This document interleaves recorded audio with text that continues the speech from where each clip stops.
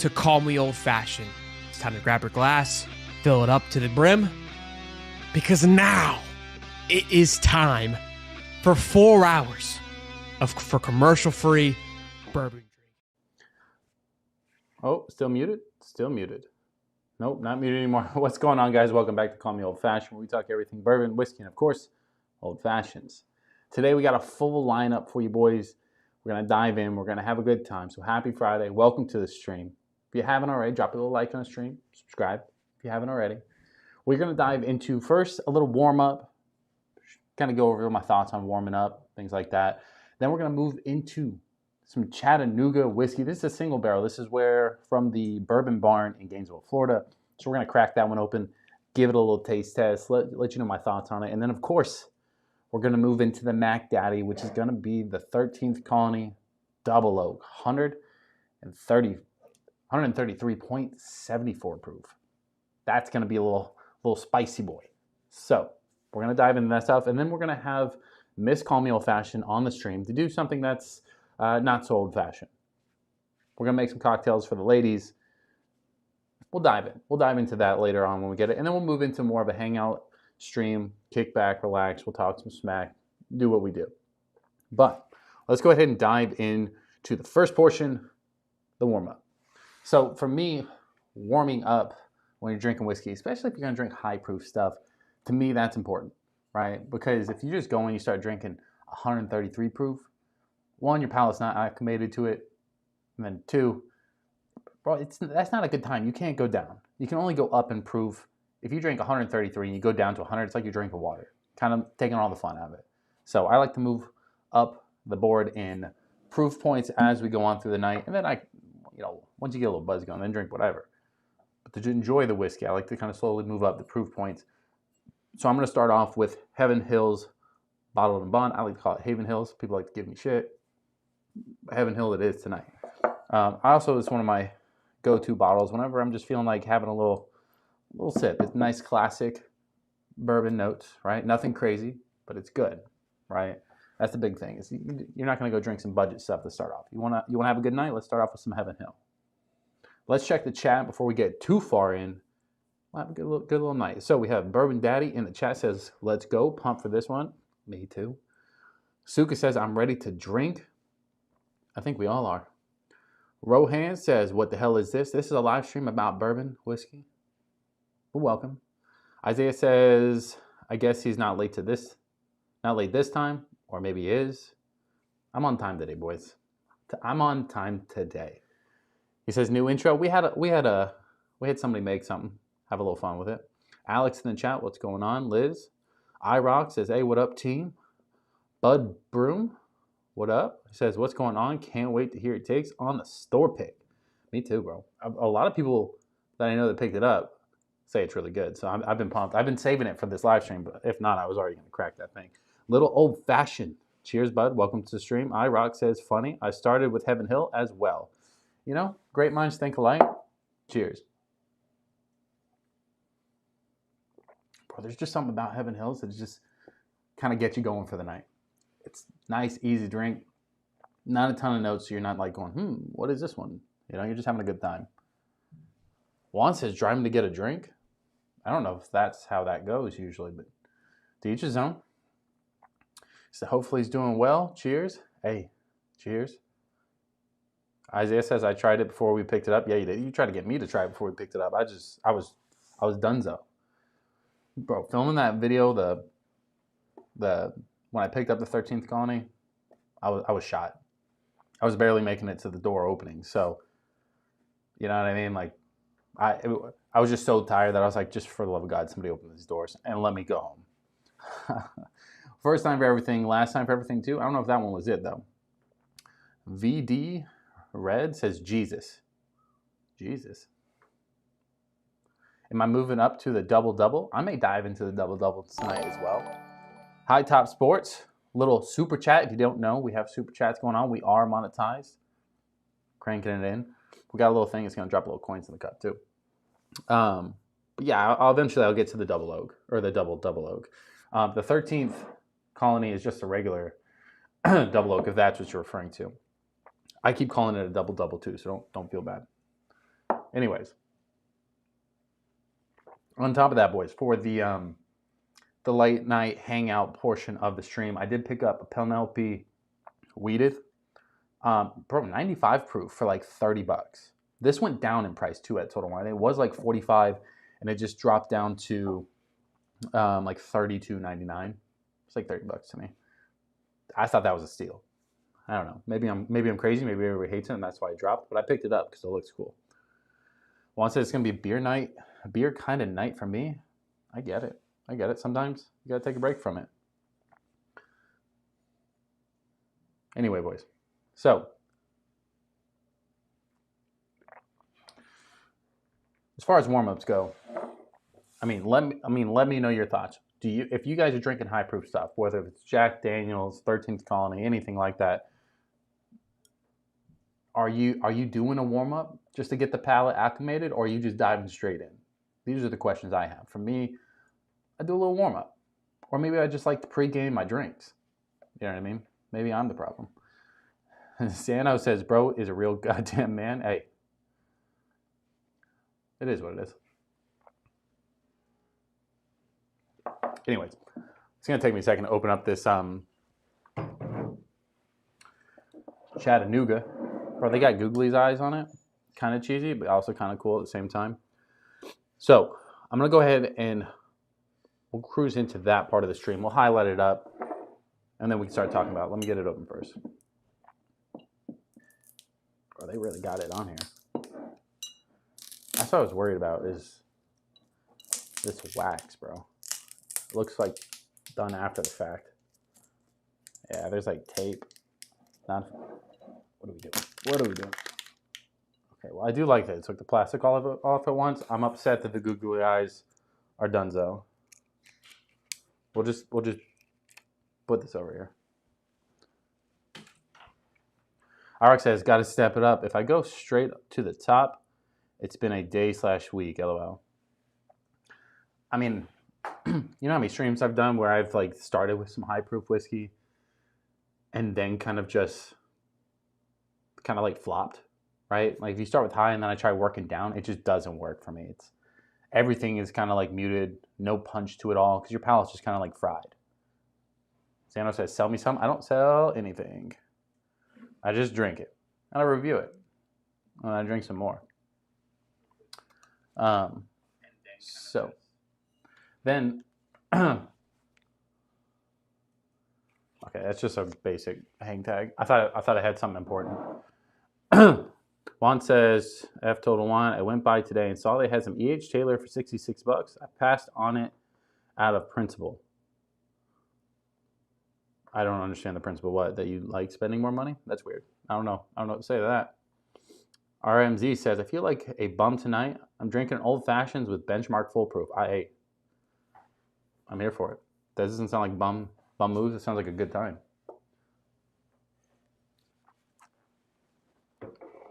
I don't know. So let's dive into the Chattanooga whiskey. So this is going to be part of their Tennessee high malt lineup. This is going to be straight bourbon whiskey, 120.3 proof. This is obviously going to be from the Bourbon Barn in Gainesville, Florida. If you weren't here when I mentioned that before, I don't know if it was picked by a certain group there. It could be. I don't see anything from them on here, but I do see like a little sticker on the back, right? It says Brown Sugar Monster. When I saw that, I was pumped because I just felt like whoever thought of that must have said, hey, this is a little bit on the sweeter side. Personally, I like bourbons and whiskeys that have kind of a sweeter vibe to them. I also like it to be sweeter whenever it's higher proof. Don't know why, that's just a me thing. But this bottle says greater than a 4-year age, right? What did he say? He said, bro, just say Elon Musk's name? Brown Sugar Monster? I don't, what did I say? It says barrel size, 53 gallons, contains one of 4 unique mash bills, either B004, 005, or B55, or SB91. SB91 was from one of their like special lineups, by the way. I believe it has 35% malted barley as part of the mash bill as far as the high malt mash goes. But I've never been a super fan of like the high malt stuff. But I like to dabble, right? I like to dabble into it. So we'll pour this up. I'll let you know my thoughts. You know, that sounded like a good pour, right? Just sounded like a good pour. It might be too early in the night. I think everything sounds like a good pour. Oh, that's cool. 3 little stars on it. I like it when they like put some detail into the cork. It's the little things for me on bottles that sell me, you know? This isn't, I won't say it's the most sexy looking bottle, but it's not a bad looking bottle either. So, what else was on there?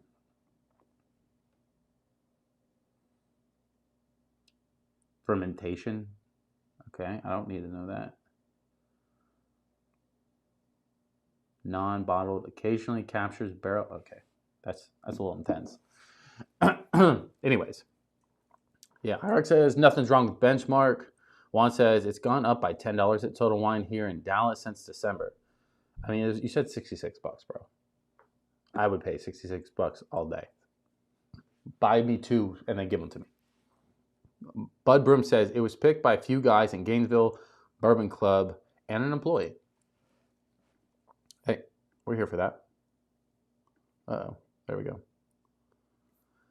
Yeah, I knew it was picked by somebody. I just didn't know who. So one of the bourbon clubs in Gainesville, Florida, picked it up. Paired with this. So by the way, Bourbon Barn, this is their first store pick, first single barrel. So they were pretty pumped. That's why they did the allocated drop, to really kind of let everybody know, like, hey, we're here. We're doing single barrels. This is something we want to do, and come test it out, right? Let everybody know what they're picking. So whoever they had picking the barrels, they had to put some confidence in them. So I have high hopes for this one. North Florida says that bottle is a monster. What's up? Cheers. Well, it does say, bourbon, brown sugar monster on the bag. Steven says, are you drunk? No, I'm just getting started. If you come back in an hour and ask me, answers may be different. Rohan says, so what you say is that smooth Tennessee whiskey? Hey, if I wasn't monetized, I'd play the song. I'd play the song. But I'd get copyrighted within a second. Yeah, distilled, aged, and bottled by Chattanooga Whiskey in Chattanooga, Tennessee. You know what? One of the biggest perks when I get a higher proof bottle is if you can go in for a good whiff test, right? Go in for the nose, and it doesn't deep fry the nostrils. That's a big plus to me, because I hate going in just going like, no, it's good, right? You just can't do that. But right off the bat, it does smell sweet. Maybe I'm letting the name into my head a little bit, brown sugar, but I get brown sugar caramel vibes. There's definitely like a sweetness. I'm trying to see what else is on the picture. Like, what else they put in there? It's just like a skull. I thought it was gonna be something like fancy, but overall, just brown sugar's there. I'm sure everybody else got brown sugar, right? It's not just a name. It's in my head now. It's in my head.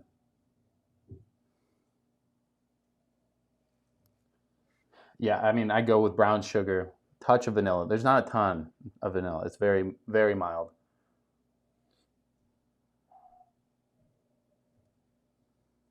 Yeah, I mean, it's got to be like a little like caramel vibes, a little dark caramel, something you'd find in like a Milky Ways. And then like I don't get the chocolate note though, so don't let it be Milky Ways as a note, I'm saying. And then maybe like dark berries was what I would kind of go with. But everything's kind of very like mellow.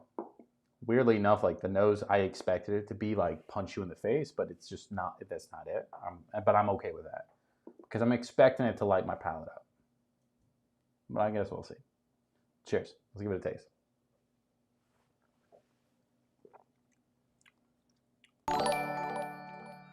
Arena, welcome to the stream. It did light my palate up, by the way. So if you guys don't know, the very first sip that's not tasting notes. That's just kind of getting reacclimated. Hence why we did a warm up to get us halfway there.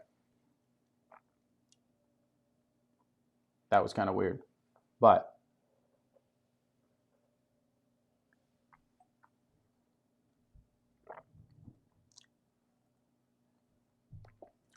we're gonna have to be real professional. Let's do a little water. Bro, that lit my mouth up.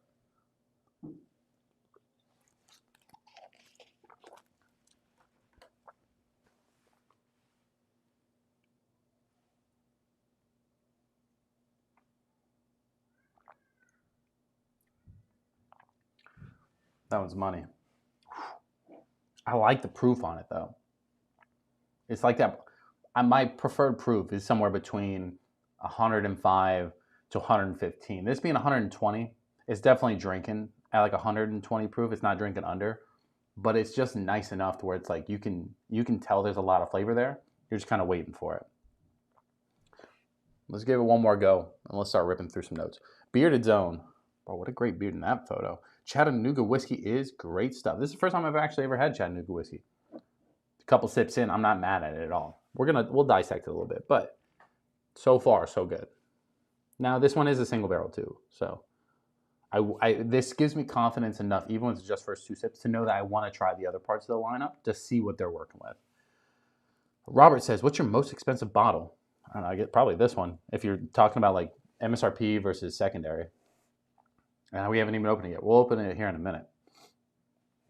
Benchmark is Buffalo Trace Juice, just the diesel of it. Hey, IROC, you're not wrong. A lot of people get mad when you say it's like the higher end bottles, but people reference it to the lower end bottles. Anyway, let's dive in.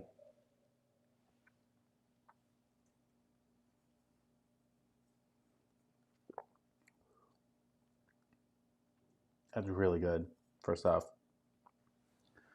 I would say the note of the brown sugar, again, maybe it's in my head. Maybe it's the sticker. But it's definitely got some brown sugar. I'm also going to stick with it. Does feel like it has some dark caramel. There's this nice sweetness, though. Not from like the caramel. I'd say it's more like almost like honey. Or maybe maple syrup. Or maybe both.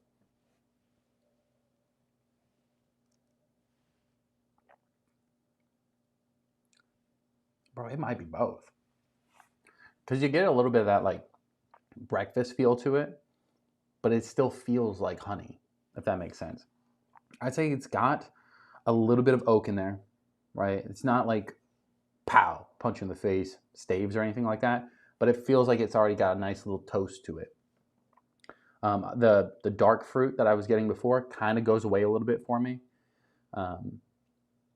And that's kind of replaced with maybe like the honey note. Maybe that's where I'm pulling from. But overall, I need another pour because I drank it too fast. Overall, so far, so good, I'd say. I'm really, bro, the finish though is nuts. Just saying, the finish is nuts. Beard Zone says, mine's the 117.4. Mine's the 120.3.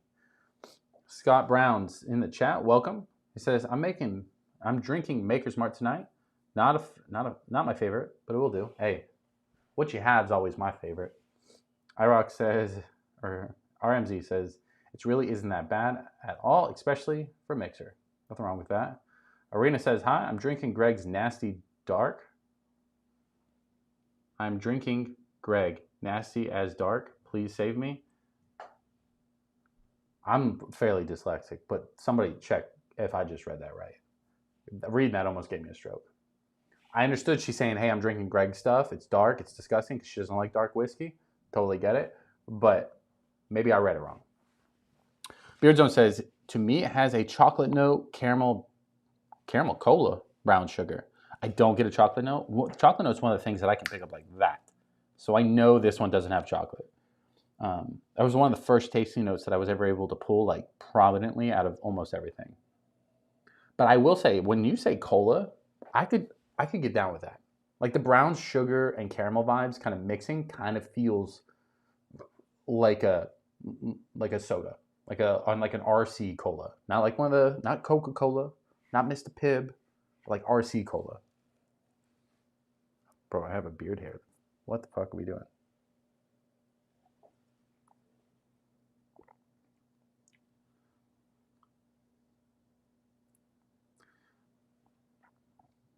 Now that I kind of said that, like that dark fruit note was gone, it's kind of right there back on the tip of the palate. Bro, for their first single barrel, bro, I'm pumped. This store isn't like super far from me, right? It's about an hour and a half drive, depending on traffic and what time you leave. But if you got people picking single barrels like this, I want to see what else you're going to do, for one. Two, great pick to start out with. I think it's different. It's not everywhere. Like if you go pick Elijah Craig barrel proof, everybody got it. You know what I mean? Nobody's driving to go get that. I would drive to go get this. And this was cheap too. I believe this was under $60. I may be wrong, but I believe that's what it was. North Florida says that finish lingers too. This finish is actually, like when I categorize things, I don't try to dissect it that crazy. I go, it's either like a quick finish, right? Like Shelton, or you got like a medium short, medium long, or just long. This one's definitely in that medium to long, if not just long. Because it just sits. In a good way. In a good way. Adam Allison says, it's Miller time. Love the channel, appreciate it. Buddy, very informative. My liquor store loves me. I think everybody's liquor store loves them though, you know what I mean? Especially the ones that visit this channel, but I'm here for it. Appreciate you tuning in. If you haven't already, drop a little like. iRock says, I'm not going to read that one. Beardzone says, mine is also a barrel pick that might make a difference. Mine's a barrel pick, single barrel. They do have different versions of it. I did see that when I was looking kind of all around. Overall, I think the single barrels are definitely where it's at for most brands. So, Teresa said, Teresa, stop it. Don't do that. Don't do that, Teresa. Keep your money. Keep your money. But thank you. Bud says, this was my first Chattanooga bottle as well. Well, Bud, were you part of the pick? Because you knew the answer. Were you part of the pick? Just out of curiosity. Isaiah says, I think it was 66. $66 is still a steal. Most store picks in general are somewhere between like 75 to 85 bucks. The store I go to normally is somewhere around the like $80 range for a single barrel or a store pick. So $66 is refreshing to me. Let's see. Bud says they have an Elijah Craig store pick coming too. See, but I like that they started with this one first. It just lets you know, like, hey, I'm here. You know what I mean? Kind of put your stamp out there, especially for the allocated stuff. If they would have said you got to buy Elijah Craig barrel proof for the allocated, I would have still went. But I'm more excited about this one than the Elijah Craig. Everybody has Elijah Craig. So Scott Brown says I bought a bottle of Dickel's 8-year. Don't recommend it at all. If you came here, I could have told you that. Beardzone says I live in Chattanooga, Tennessee, so I'm trying to get a job with them. Hey, what a good job that would be, you know? Hopefully you get a discount. Teresa says, whatever, I'm going to do whatever I want. Okay. Bud says, yes, I was there too. Did we talk? I kind of like started to black out towards the end. I was about done for. Did my lights twitch? I think my lights twitched.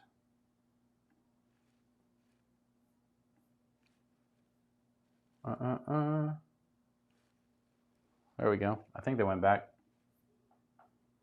Anyways, so overall, money pick.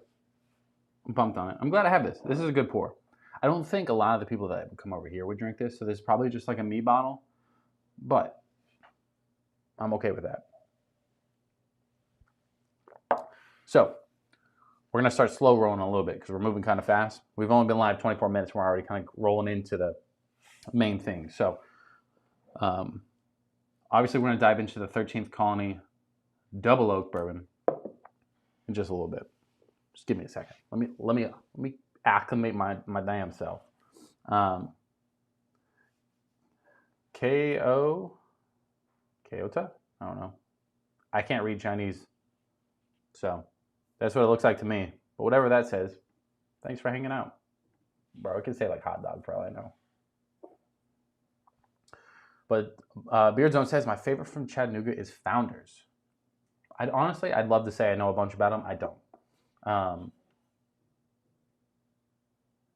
I've seen them around, and I've seen them in stores, and they've always kind of been on like the, ooh, I'd pick that up, but I found something else I'd rather pick up because I haven't had them.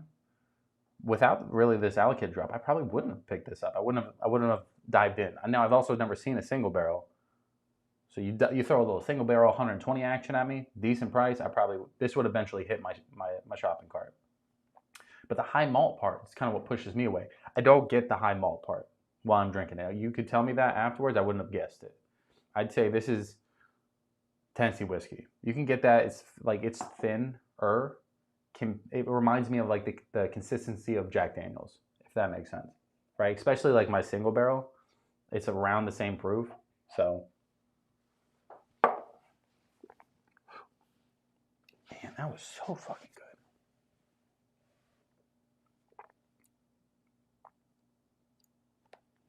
I keep pulling out different things. I think I might be going crazy.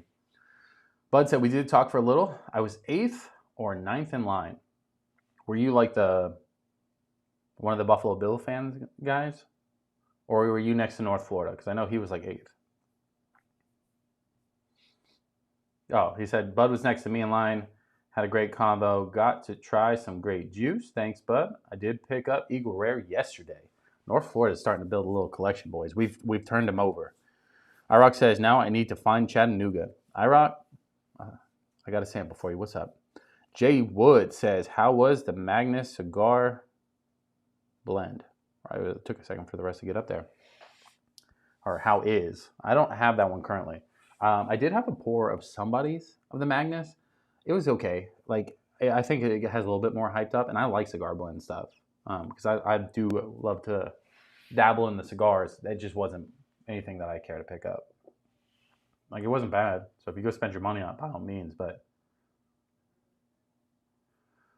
Beardzone says Chattanooga has tours. It's $18 per person. It's fun. I mean, if it's $18, I hope it's fun. Well, there's tours around here in St. Augustine. It's free. You just go through, get drinks. All right, let me put this one over here.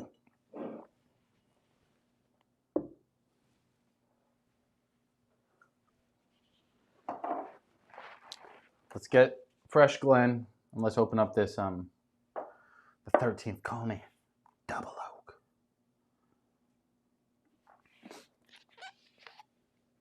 He's like, I'm Japanese. I study English. I'm English. I wish I studied Japanese, but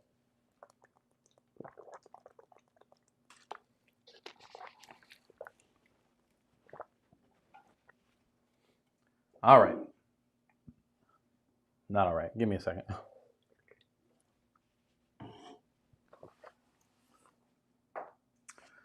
All right, ladies and gentlemen, so we have 13th Colony Double Oak. This is obviously cask strength coming in at 133.74 proof. This one's one of the allocated, hard to get bottles, right? So when we talk about allocated stuff, right?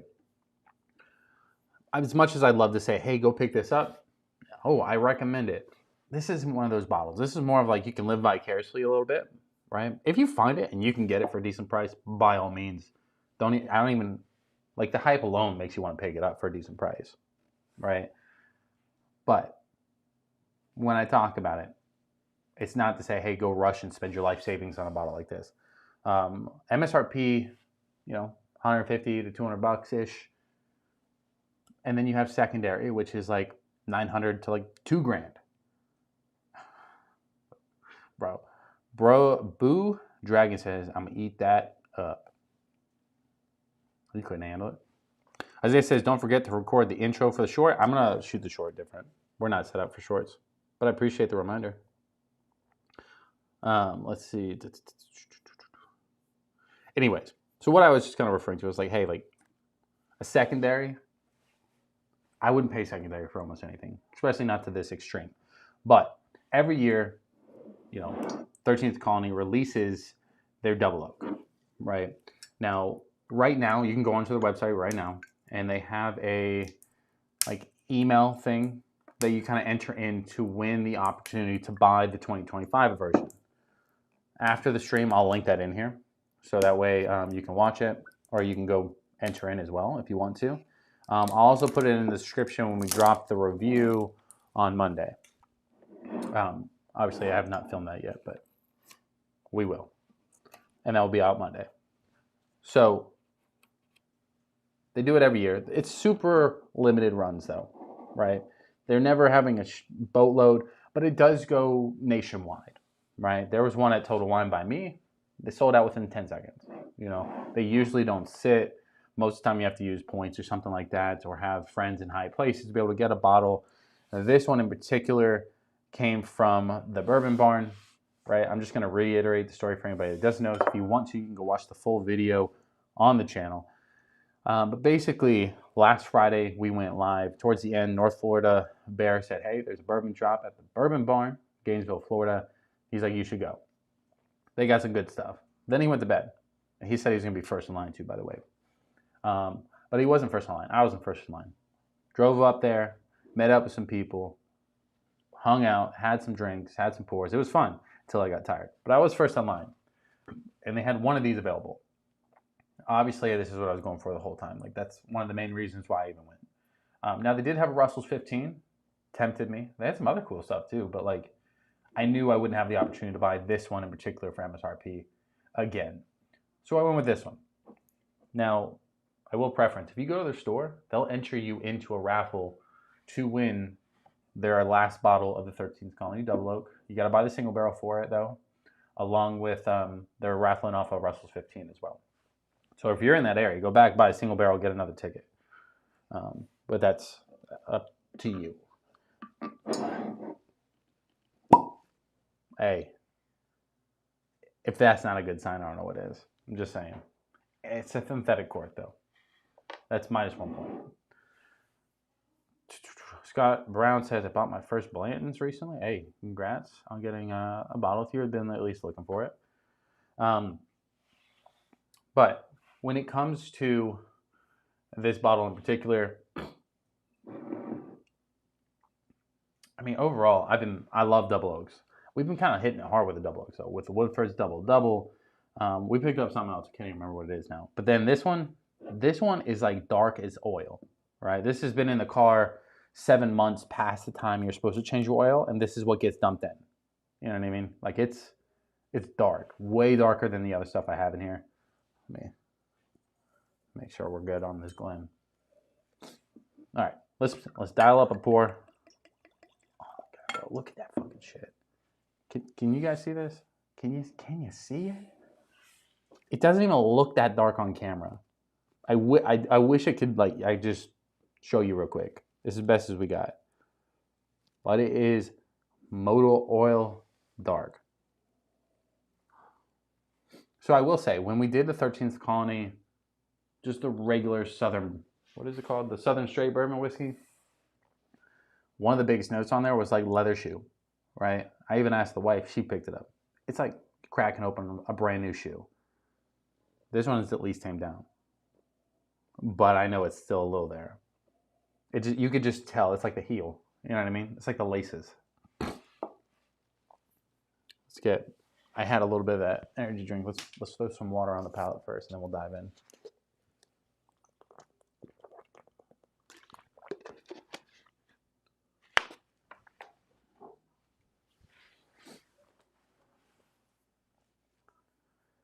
Dun, dun, dun, dun. IROC says that pop, bro. That was a good pop.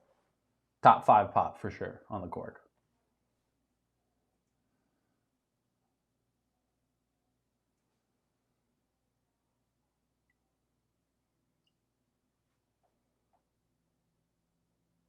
Okay. What you check on here is just oil. Like how does it stream down, stuff like that. That's what I'm looking for. But let's dive in.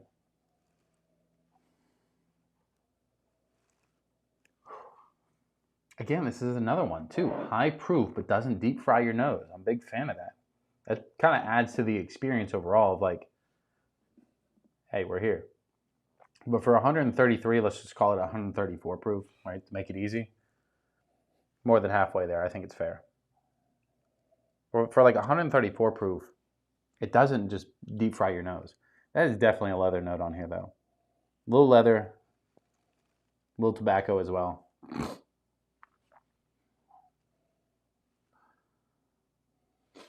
Maybe a little maple syrup. Kind of smell a little maple there.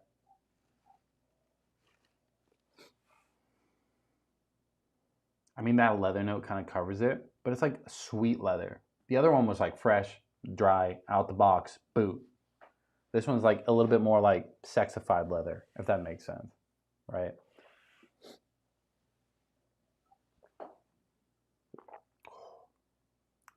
Fire me up. I was just taking like a little sip to try and dial in the palate for a second. Bro, my mouth started watering.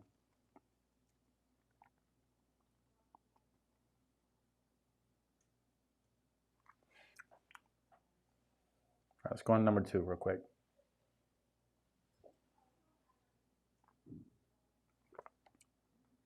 That's money. That's money. There's definitely maple in there, like a little syrup action, little pancakes. That leather note, though, is still, it's kind of prominent. I'd say, like, what is that? Like toffee?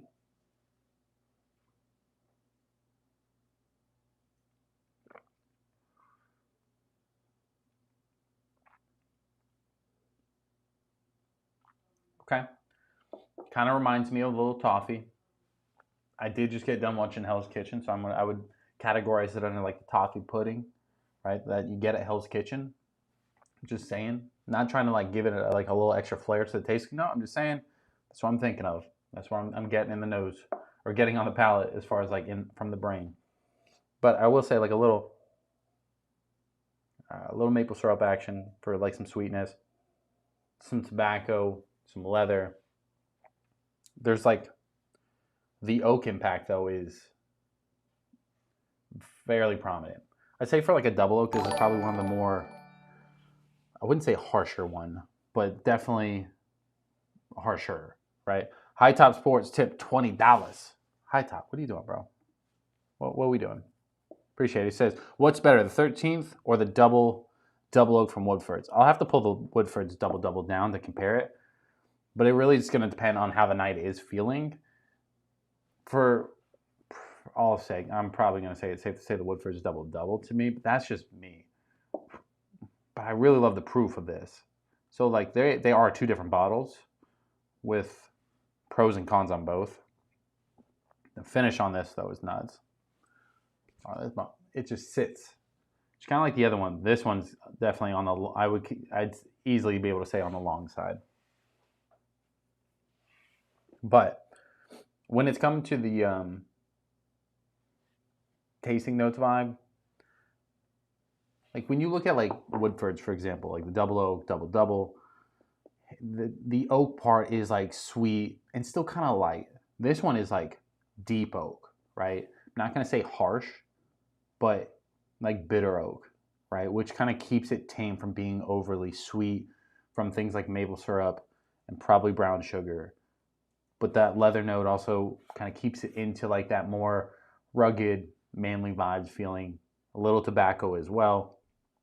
You know what it kind of reminds me of? It kind of reminds me of like an amplified version of the Jack 10. Because Jack 10 gets leather and tobacco as well. But like a more like oaky like version on steroids, if that makes sense. But overall, this is money.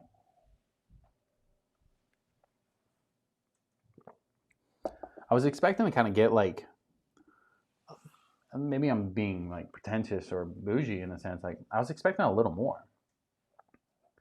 I think maybe like kind of ran out the back because of the proof, because of the oak. I think it's masking some of the tasting notes. So I would be curious to see like what I pick up as the pour starts kind of coming down from this one, or something other than the first pour, right? There is always that kind of stigma, like the first pour is the harshest one or the harder one to get. You let it open, things kind of like mellow out a little bit.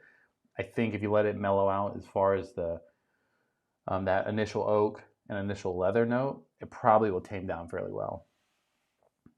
North Florida says, starting with the Rust 10, moving to Penelope Marshmallow Toast. Sounds like a good night to me. iRock said, oh, I already read that part. But, like again, is it worth the hype, right? Because that's always the big question. Like, what is it worth? Is it worth secondary? What is it worth to you? I think when it comes to bottles like this, where it's super allocated, hard to get, and you have to really decide if you're going to spend some serious money on it or not, I'd say yes and no, right? Is it worth the hype? I think it deserves some, for sure. Like this one's not, it's not no slouch. It's not just sitting on the back of the shelf and everybody just hyped it up for no reason out of nowhere. This one's got some sex appeal to it. As far as double oaks go, they don't release a lot of it in general. But when it comes to double oaks, number 2, number 3, it's in the top 3 for sure, right? Blinded and up, well, let's figure it out in a blind, which we will do like a giant double oak blind soon. There's one other bottle I got to get, which is the Peerless. That's all I'm waiting on. It's hard to find the Peerless double oak for some reason. But throwing this in, the double oak, regular double oak, 1910 Starlight's double oak, things like that, the holiday toast, do one big ass double oak blind, and I think that could really help determine who is towards the top. But if you're talking about top of proof, this one's got it. One's at top of impact of oak, this one's got it for sure, right? So if you like oak, you like proof, this one's definitely should be on your radar. I think MSRP would be kind of like a steal, right? I think this is worth just slightly more, not much more. Don't get me wrong, I love MSRP. It's there for a reason. But when it comes to secondary, I wouldn't go too high, right? If you had to put a number to it, I'd say 250, 300 would be absolute max. And I wouldn't do it now because I already have one or had one in the past if I let it go, right? So if you've never had one, you got free money, you don't know what to do with it, you know, well, 13th Colony for 300. I don't even know if you can get it for 300. But if you could, that's where I'd pay. If not, wait till MSRP, hope to win a raffle, something like that. I wouldn't kill yourself over it, but that is good.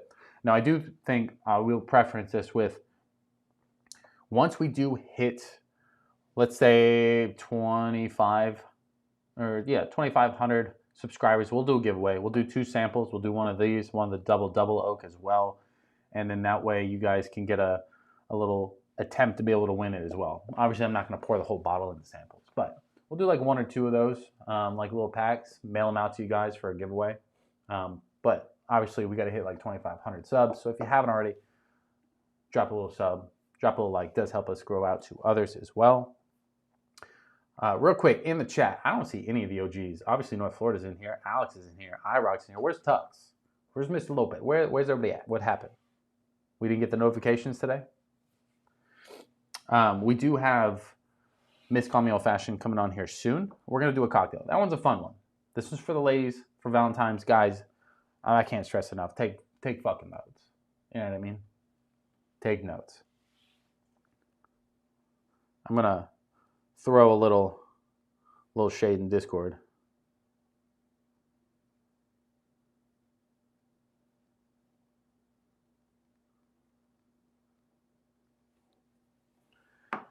Anyways. Oh, he sent out a notification. Isaiah's on it faster than I am. Anyways. So, let me shoot the text to wife, and we'll have her come in here, and we can have her make some stuff. I need the bourbon cream, and I need some ice.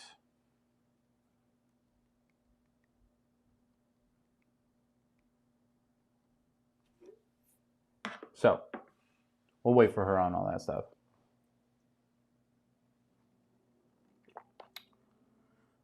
Man, this one's money, bro. We're going to go back to this one, too. I want to let it sit for a second as well. We'll kind of take a couple pours during the hangout portion. It's, I think it's one that needs to kind of like sit as well. But overall, it's money. Like, I'm just being picky, right? When you start, well, for me personally, when you start getting into these over $75, over $100 price point bottles, to me, I gotta judge them more strict, because like at the end of the day, how much better is it? This one's different though. I will say this is the first time I picked up a bottle for over $100 and said this one's got some serious uniqueness to it. It has a different profile than I have on the shelf. It's obviously close to its 13th Colony in general, but not that close as well, right? It's totally different because of the double oak, the proof, things like that. But if you're like, oh, you have a double oak already, you don't need that. I think you do, right? The double, Woodford's double, all those, it's not the same thing at all. So this one's a cool bottle to have for sure.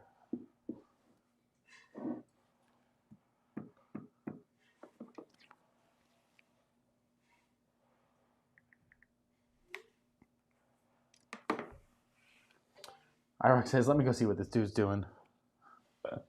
That's funny. Let me pull that over as well for high top before that goes away. Dun, dun, dun.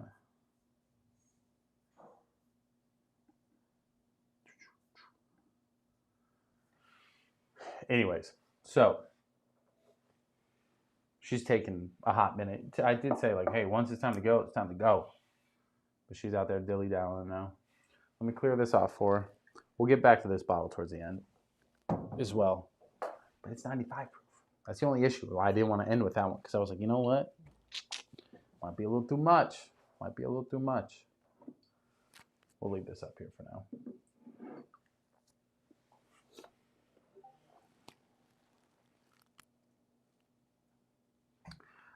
I will say, bro, the leather part is so strange to me of like how something could get that much leather impact.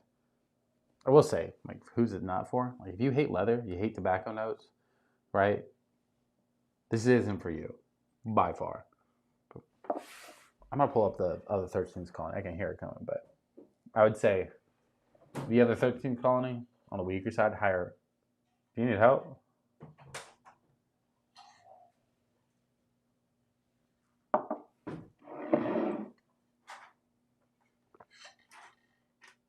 You brought one to eat? What? No.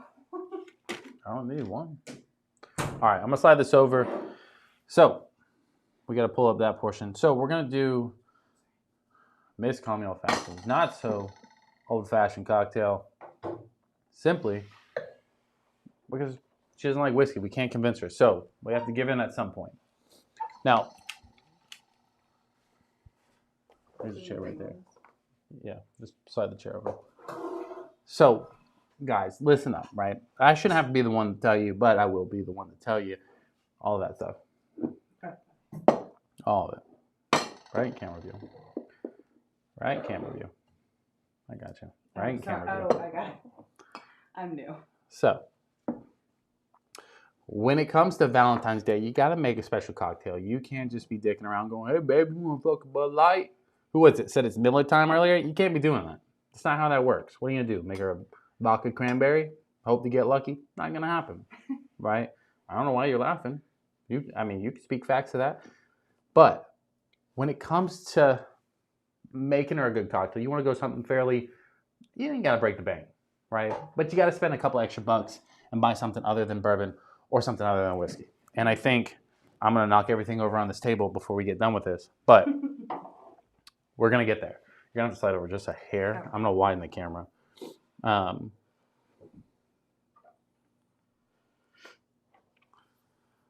But we're going to make, holy shit, it's all in my way. We're going to make a white chocolate strawberry, what is it called? Chocolate strawberry martini. Anyways, I'm going to have to kind of stand a little bit because I don't think I can do all this without it. So we'll go over it. I have a little doctor's prescription for you boys if you need help. A little prescription down there at the bottom. It's just going to help you guys know what the prescription is for the wife this year. I'm not telling you to do it. I'm just saying doctor's orders. Go make her something good. Don't be messing around. Why are you laughing? You're over here going like, damn, I want a good cocktail. Yeah, I do. I want a good cocktail. I don't even have a mic. Oh, yeah, you're right. It's right there next to all the other stuff I told you to grab.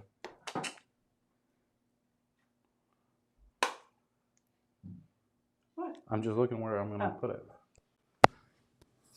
Is that you can come to? All right. Yeah, we do need a good cocktail, and it has to be sweet. It's Valentine's Day, you know? All right. So let's start with vodka, right? For this one, it is going to be it's chocolate vodka. You don't have to pick this brand. This is just a cheap brand. It's like $11 bottle. Nothing too crazy, right? So chocolate vodka. It's obviously not a liqueur. You can kind of see in there. It's still the clear vodka. It's just chocolate flavored. All right. So you want to do 1 part chocolate vodka, 1 part of this white chocolate strawberry liqueur, right? But it doesn't look like liqueur. I'll show you what it looks like here in a second. But it doesn't look like cream. It looks like jelly. That's the only way I can describe it. I will say as well, you know how hard it is to go vodka hunting?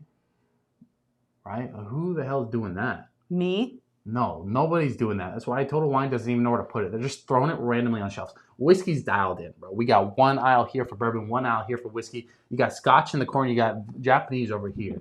But vodka is like, you got a little over here. They're like, oh, you want that one? We put it on the other side because nobody's going over there. I'm just saying, somebody's got to dial them in. So anyone watching, do you have a wife that you're making a cocktail for this Valentine's Day? Maybe not. Maybe we're talking to the wrong crowd. But just in case, I'm gonna anticipate they're all slinging that thing and they're already dialed in, and they just needed the last little push for me to be like, all right, I'll go to Total Wine. Plus, if you go to Total Wine one more time, pick up bourbon, whiskey without picking up something, you may get. I'm helping you. I'm just saying. He ain't lying. I'm just helping you. Hello. It's like pink. I guess. Oh my god, it is like a jelly. See what I mean? Oh, that is weird. I'm not even in camera frame because. Oh, sorry. All the placement. It's too late. It's too late. Yeah, that is like jelly. So just in case anybody's exactly trying to follow the recipe, we're doing I 1.5. Thank you. She knows what she's talking about. IROC said, "Oh, it's a martini." Yeah, it's a white chocolate strawberry martini. He said Tito's. That's it for his wife. Yeah, nah, we got to dial it up. IROC, you got to dial it in this year. But yeah, so 1.5 ounces of chocolate vodka, 1.5 ounces of white chocolate strawberry liqueur, and then we got to, for the boys, right? Little Buffalo Trace bourbon cream. You're basically doing a 1/2 ounce, right? I kind of found out for the test run, like you don't need a ton of this, but you just need just enough. See, I'm drinking bourbon. Don't try to fool nobody. But we're not done yet. We're still going to sexify it up. You know what I mean? We can't just leave you hanging on just that. But you got to ice it down after you put all that in. Butu in the chat, what's going on, buddy? He says, where's the tux? I have no idea. What a night. What a night to leave us hanging. Honestly, though. You got to shake her up.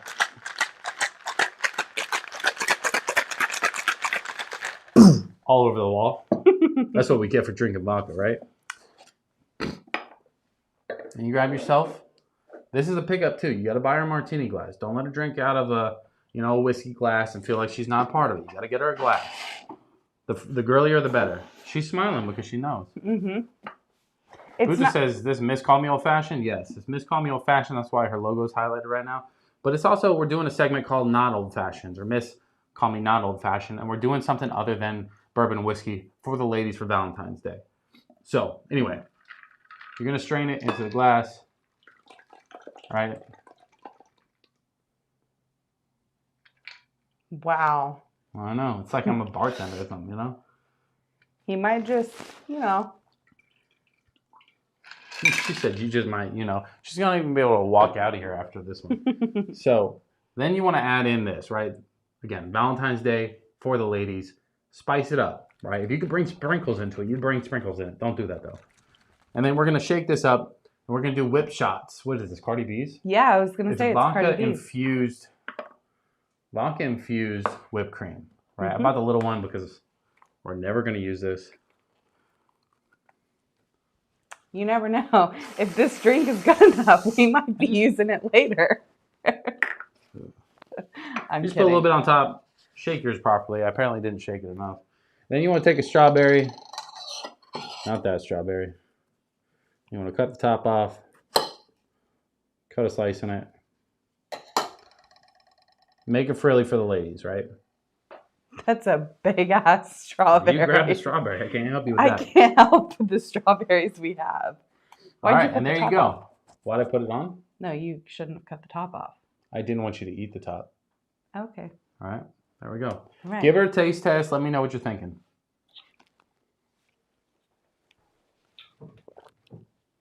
Oh my God. Hey, you know what the oh my God said?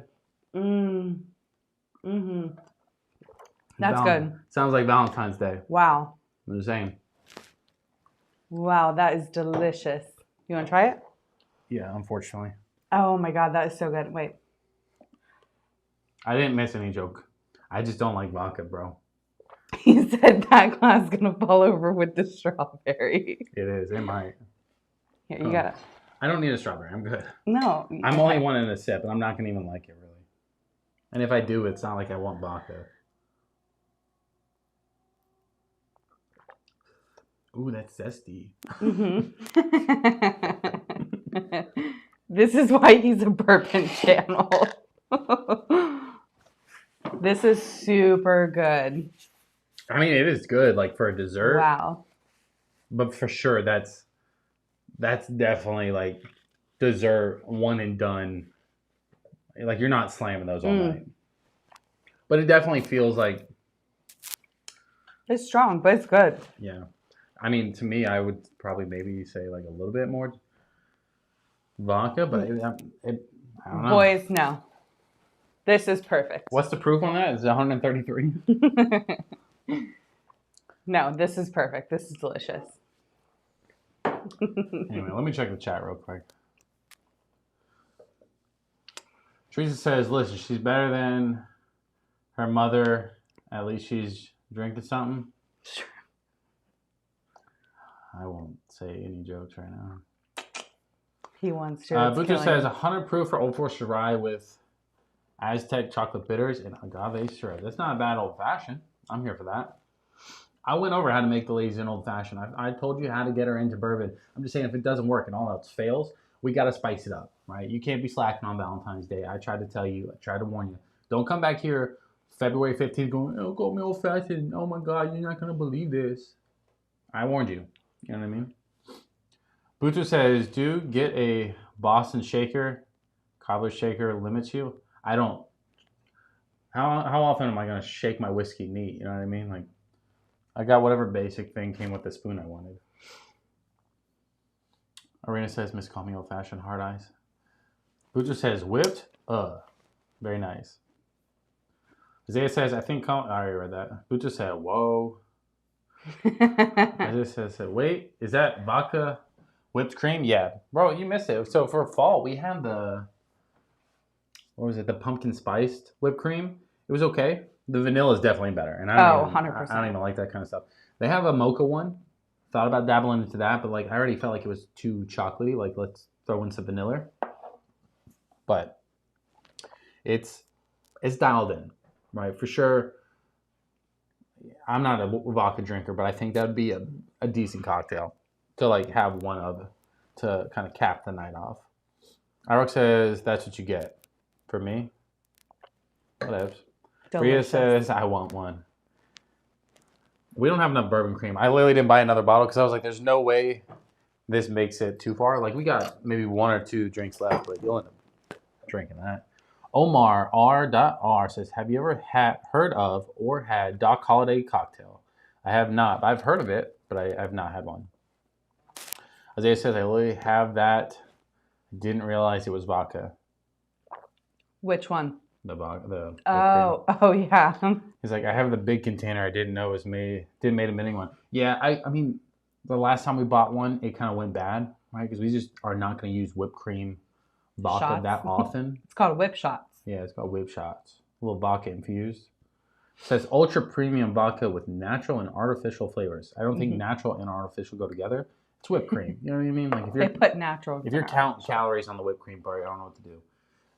But they have a bigger can. They have me inside the can, and they have this little baby one. This one was like $5. Hendrix in the chat says, hi, Hendrix. Welcome back, bud.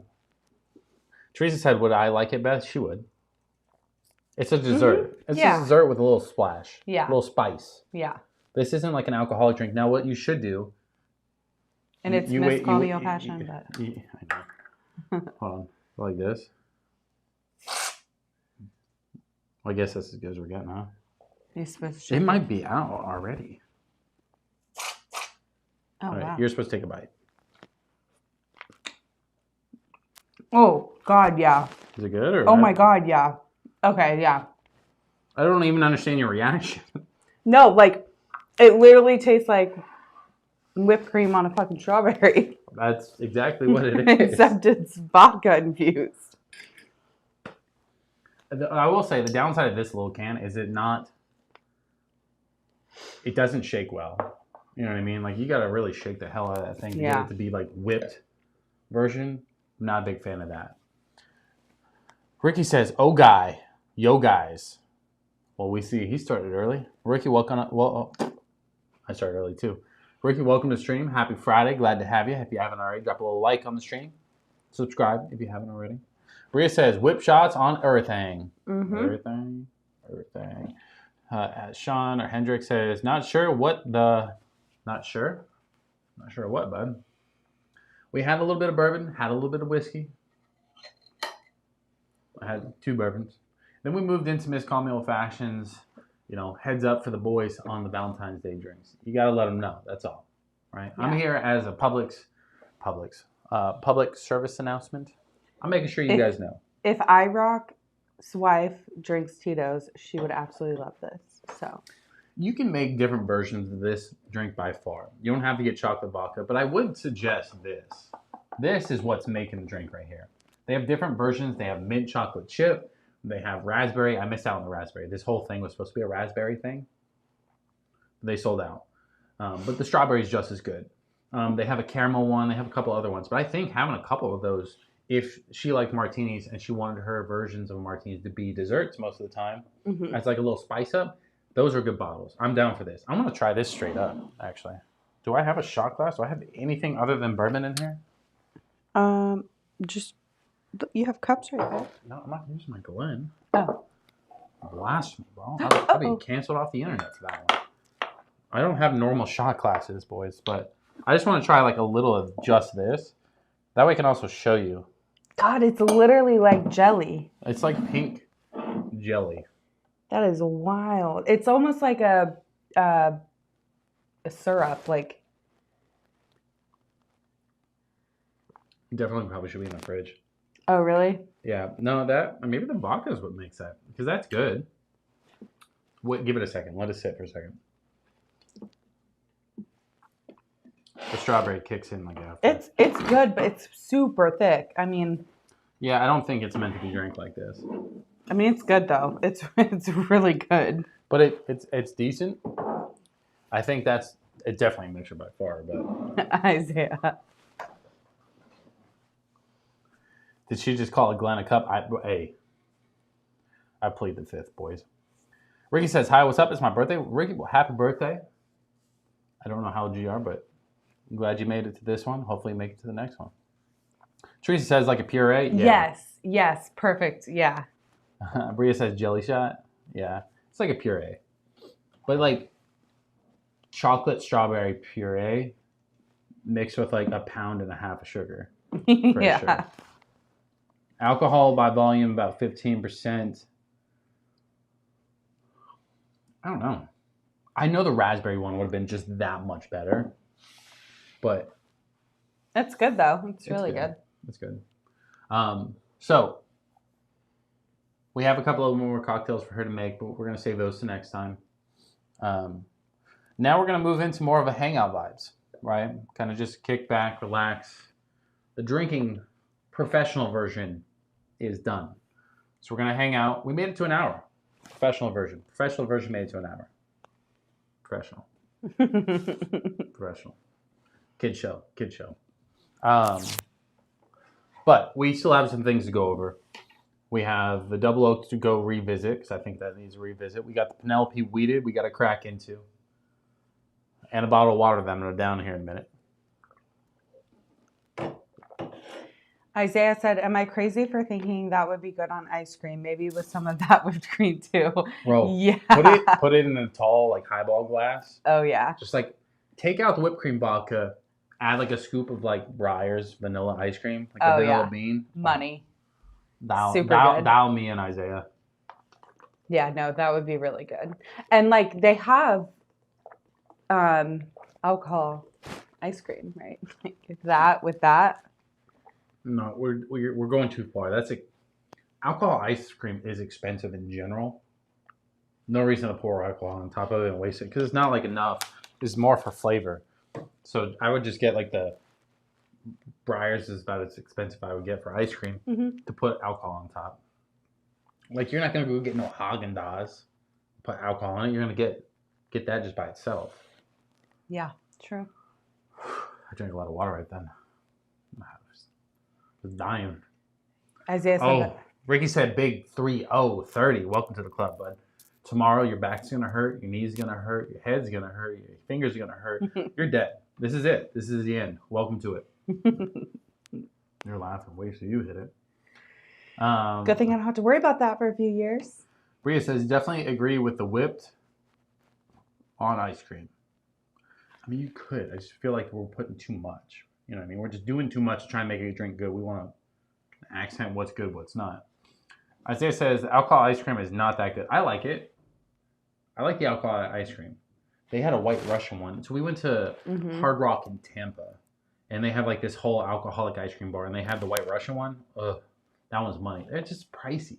It is You know what super. I mean? It's just expensive ice cream. All it is. It's a sale-tastic.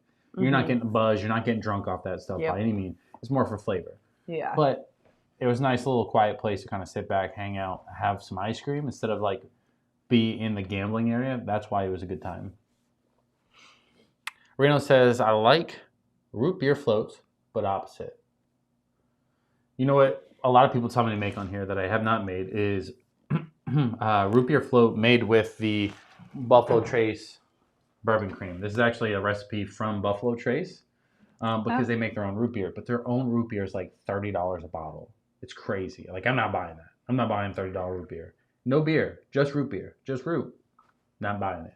Somebody gives me one for free, I'll try it. But if not, we're going to stick with little mugs, you know, with the dog on it. What's wrong with that? Nothing. Oh, okay. Nothing wrong with that. But then bourbon cream poured on top. Apparently it's really good. Maybe we buy that and we get that one time. For maybe one of your cocktails. You would like that. For sure. Ricky says, what do you think about beer? I think it's beer. There's nothing wrong with beer, by the way. I just don't drink it that often. I don't like drinking a bunch. He drank a bourbon beer, right? Bourbon beer? Or that one beer? What I beer? don't know. It was technically a beer. What? I don't know. You had it in the fridge and you tried it on street. Oh, you're talking about the Goose Island Bananas Foster barrel-aged beer. Yeah. That doesn't count. Oh, okay. That was like a $25 beer. Oh. And it was good, but it was way too much. Isaiah says, okay, I should rephrase the alcoholic ice cream I had was not that good. There's one at Walmart. I forget the name. I think it was called Proof. I don't know. I don't know if I'd buy anything from Walmart like that, but yeah, I mean, I think we're pretty dialed in if that's the case. Before I dive back to the you know what? Actually, I'm gonna put this over here. What is it? You guys will never know. He knows. They know. You know, right? You know. Omar says beer brewed in bourbon barrels. Yeah, I can't remember exactly what they were. It wasn't that good. Like, they were good, don't get me wrong, but they weren't like, I didn't go buy a second one. It just was too sweet. Man, like I got through like half the thing. They're slightly larger beers. I'd say they're like tall boys. But $25 for a tall boy, not worth it. You know, it was good for the first couple sips. And then after that, I was like, all right, I'm done. You want me to take this away? Yeah. So, guys, if you have cocktail recommendations for Miss Call Me Old Fashioned, non-bourbon related, or bourbon related if you want to, we dabble. You know, feel free to drop them in the comments, either before or after this video ends. We can always check those out.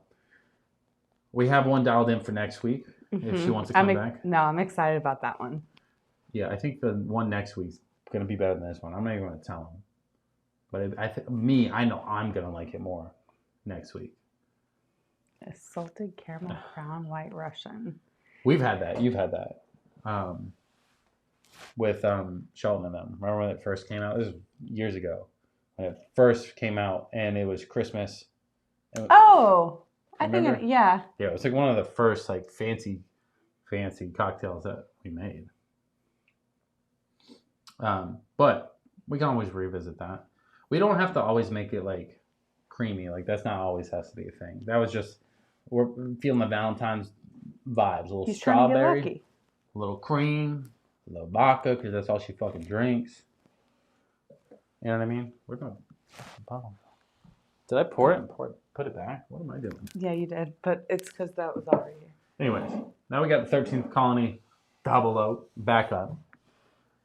So, Buju says, Miss Old Fashioned, try Monte Casino. What? Oh, all right. Let me put the mic down. Are you done? I'll be right back. Oh, shit. I just dropped the mic. All right, boys. She's gone. She'll be back, but she's gone for now.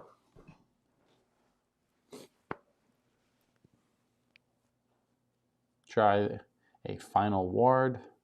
The last ward. Those are the basics. Also try Negroni. She's not going to like a Negroni. I know that. I mean, to be honest, like she's used to cocktails that are in the realm of like vodka mixed with so much sugar you can get a hangover by looking at the glass. You know what I mean? So this one, I mean, frankly, one and done, you're good. You're not going to be dead. But if this is all you drank all night, these martinis, hangover done for. Not feeling good the next day. You know what I mean? Because it's fairly sweet. But every aspect of it did have alcohol, which is one of the things that I did like that was different than normally just put seltzer or soda or something in it. You know, little white chocolate strawberry puree, 15% alcohol. You had the chocolate vodka at 70%. You had the whipped cream that had vodka in it. Buffalo Trace bourbon cream at like 15%, I think. I can't remember off the top of my head. But all of it had alcohol, all of it made for a well-pairing glass. It felt like there's alcohol, but didn't feel like there's alcohol, if that makes sense. Isaiah says, wait, what's going on, North? Oh, I missed his comment. Bourbon Barn with a Wyatt 13-year, 162 proof hazmat. I may try and get one tomorrow. If any left, I know Bud Broom has his eye on one. Seems interesting. North Florida, stop. Before we go any farther, I'm not leaving tonight. I'm not driving to Gainesville to sit there at 3 a.m. again. I can't do it. I need a Friday. I need to go to bed. You know what I mean? Like we can't be doing that. But like if you get that, maybe I swing by your house and we try that. Because I don't think I've ever tried anything 162 proof. That might blow my fucking dick off. That might be too much, you know? Buju says, you try those, you won't go back to anything vodka related. Gin is much better spirit. So Buta, what's funny is, so we've had the St. Augustine gin, the Manifest gin, and a Manifest barrel-aged gin. That's all she's drank over like the past month. She finished off the St. Augustine vodka and it was done. She moved over to all the gins and then she went back to the Tito's. So she's like the gin, by all means. The barrel-aged gin was not her favorite, but like she was like okay with it. Gave it a little something. But I'm here for it. I'm okay with the barrel-aged gin. I don't regular gin, so. Stride says she should try a sawgrass splash. Okay. So everybody that's throwing recommendations, what I will do, let's say tomorrow, the next day, I'll post in the community tab, give recommendations for her, and then whatever has like the highest likes or something on it, like most people recommend for her, then we'll try that one. Because I can't try all of it. Blue just said, dude, it's an acquired taste. I'm here. I get it. So is whiskey. So is bourbon. So she's young. Her taste will change. Probably. Hopefully she switches to whiskey. North Florida says, Isaiah, they posted on their Facebook, which I know you don't have. Oh. Ricky says, have you tried semi-sweet red wine? I don't really try wine too much. So no. Isaiah said, send the post in Discord. I haven't posted it yet, but I will. Yoni says, how difficult it is to find a hazmat in general stores. I don't know. I guess if you don't care which brand, I wouldn't say it's so difficult, but it's not easy by far because a lot of people gravitate towards that because they don't see it that often, right? They just kind of go, "Ooh, give me." Oh, camera's not focused.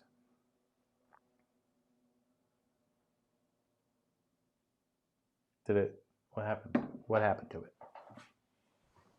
Let me focus this thing up.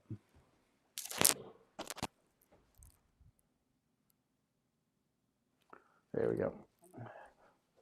Anyways, so let me know what you're sipping on tonight, boys. Let me know what you're doing. Oh, he wasn't even talking to me. That's my bad.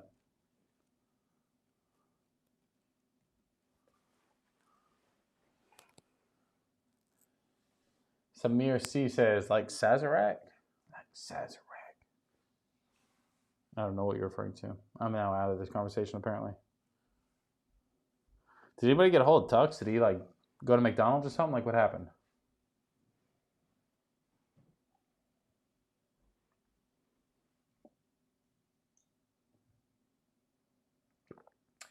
Anyway, boys. 13th Colony Double Oak. Kind of revisiting it, right?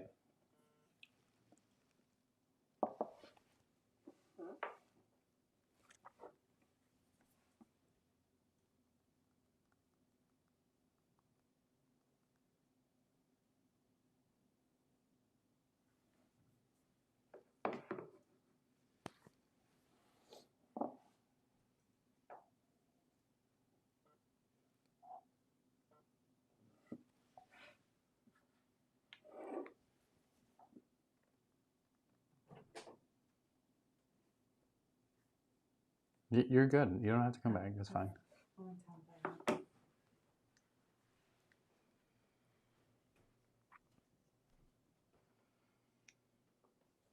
Have a good night, boys. Ladies and gentlemen, Miss Call Me Old Fashioned said she's done. The drinks, she's one and done. She's lit up, tore up from the floor up. She's fitting to go watch Kim Kardashian or something like that. Yes. Yeah, I am. Kardashians came out yesterday, so I got places to be. So we're obviously not done with the live, but she's done with the live. Have a good night, boys. Do you want to take the plate, the knife, the glass, and get all that out of here? I mean, do I want them? I just don't want to sit in there, that's all. There's no way I'm getting it. Love you. Love you. Anything else? Nope. Good night, boys. She said good night if you didn't hear. Let us know if you want more. They're sending you different recommendations, so I literally had to say, like, I'm going to make a post, and they can just send you recommendations, and then we'll do, like, the top like on it. Oh, Jesus Christ. Buto said bye. I missed it. Buto said, somebody said, where did they say it? Oh, yeah. Buto says, what's the squishy bottle in the foreground? This bottle right here? You know what the 13th Colony Double Oak is?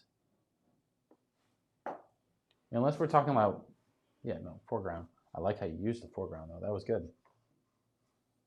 I love the wordage on that one. Anyways, North Florida says I picked up an E.H. Taylor single barrel, saving that pop until our anniversary, April 2nd. You and the wife's? That's pretty cool. That's a cool pop. Now, so what would be cool is like to be able to, every year be able to pick up E.H. Taylor for that kind of thing. So easier said than done, but we'll make it happen if that becomes a thing. So Isaiah said, have a good night to Liz. It's like from the Bourbon drop. Oh, of course. Yeah, she's a light boy, boys. You know what I mean? Like she's not here to hang out all night, but we are going to start incorporating her into the streams. Maybe not every stream, but at least in a few. Because I think it'll be fun to have a different perspective on some other cocktails. I can show you guys what we can make her. I also think it would be cool, like if I had somebody show me what to make her years ago, then I wouldn't have to be on Google so much. So give you some recommendations. We can taste test it for you. Obviously, we'll take your recommendations into consideration as well. and we can try to find her like the perfect cocktail. She obviously doesn't like whiskey or, bourbon too much. She likes the bourbon cream, but that's about as far as we go. Sir Hines says, Ward 8 with Tin Cup Rye here. Okay, I haven't had Tin Cup. Yet, but I hear a lot of people like that, so I may need to pick one up. Ricky said, do you drink wine? I do, but I'm like basic as hell. Like, I live in St. Augustine, so I like the St. Augustine, like the San Sebastian wine. They have a sweet red that's really good. I like their rosé. I'm not a fan of like port wines too much. So like that's really all I care to drink. Me and the wife, when we first started dating, we drank Apothic Rosé and Apothic Red. The red tastes like burnt cigarette butts, but that's what we drank. Stry says, late to show, on call this week, so just some high quality H2O from me. Hey, nothing wrong with that. I still appreciate you tuning in, even though you're just drinking some water. Be careful on that, though. That stuff's dangerous. North Florida says, I've been making the wife Jack and Cokes with the bonded rye she likes. Hey, shout out to the wife for drinking bonded rye Jack and Cokes. This sounds like a good time. Booter says you need to make her a morning martini. Really good. I mean, a morning martini in general, I don't know what's in it, but I would look it up. But just based off the name, sounds like a good time,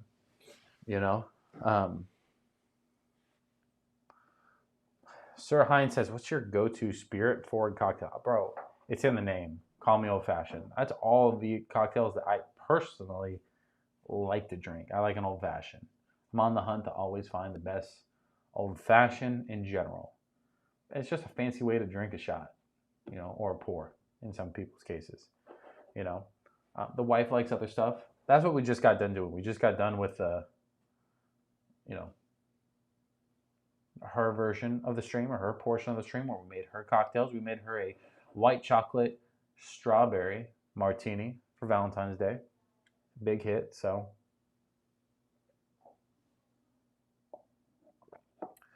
Ricky says, I'm alcohol dumb. Me too.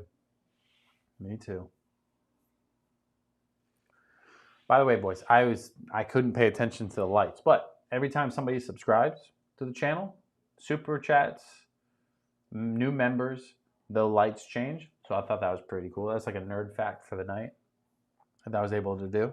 So if you haven't already, subscribe to the channel. Should make my lights switch. If they don't, let me know. If they don't, let me know.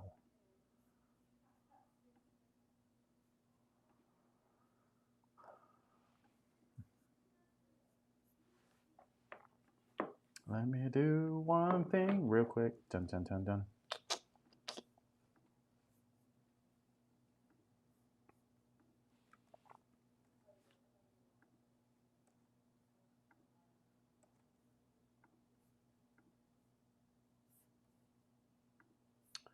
All right, Butcher says, how do I send you a cocktail recipe? You got to wait till I post I'll post one with her logo right at the top where it says Miss Call Me Old Fashioned. And I'll say, send me drink recommendations for her.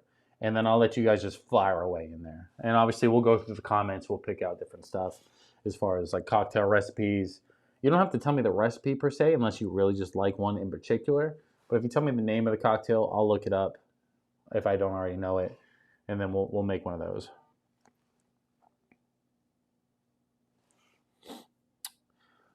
Northwest says, we should have a quarterly meetup at a drop. LOL, try what we have found. North Florida, if it was only that easy to find a drop every quarter, I'd be down, but I don't think that's the case. We'd have to make something else happen. Yanni says, have you ever tried whiskey from other countries? Yeah, I have.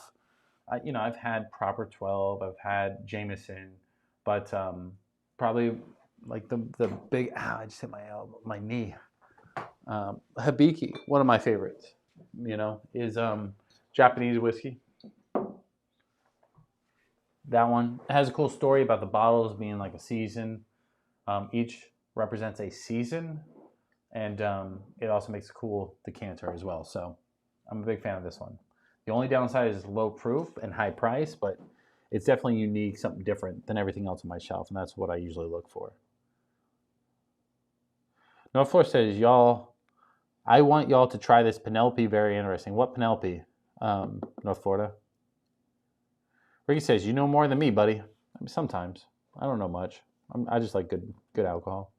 Adam Hill in the chat says, picked up an Old Forester's 1910 tonight. Very smooth pour. Wish it was a little higher proof, though. I understand that complaint, right? But I think the 1910 is good where it's at. And when you want a little bit more, you go for the 1920, which is 115 proof. The 1920 has different notes, so different bottle. But it's got this banana note that is like really good.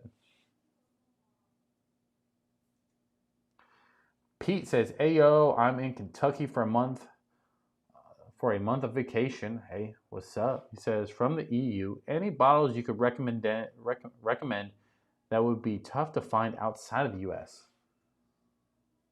All of them. You know what I mean? All of them.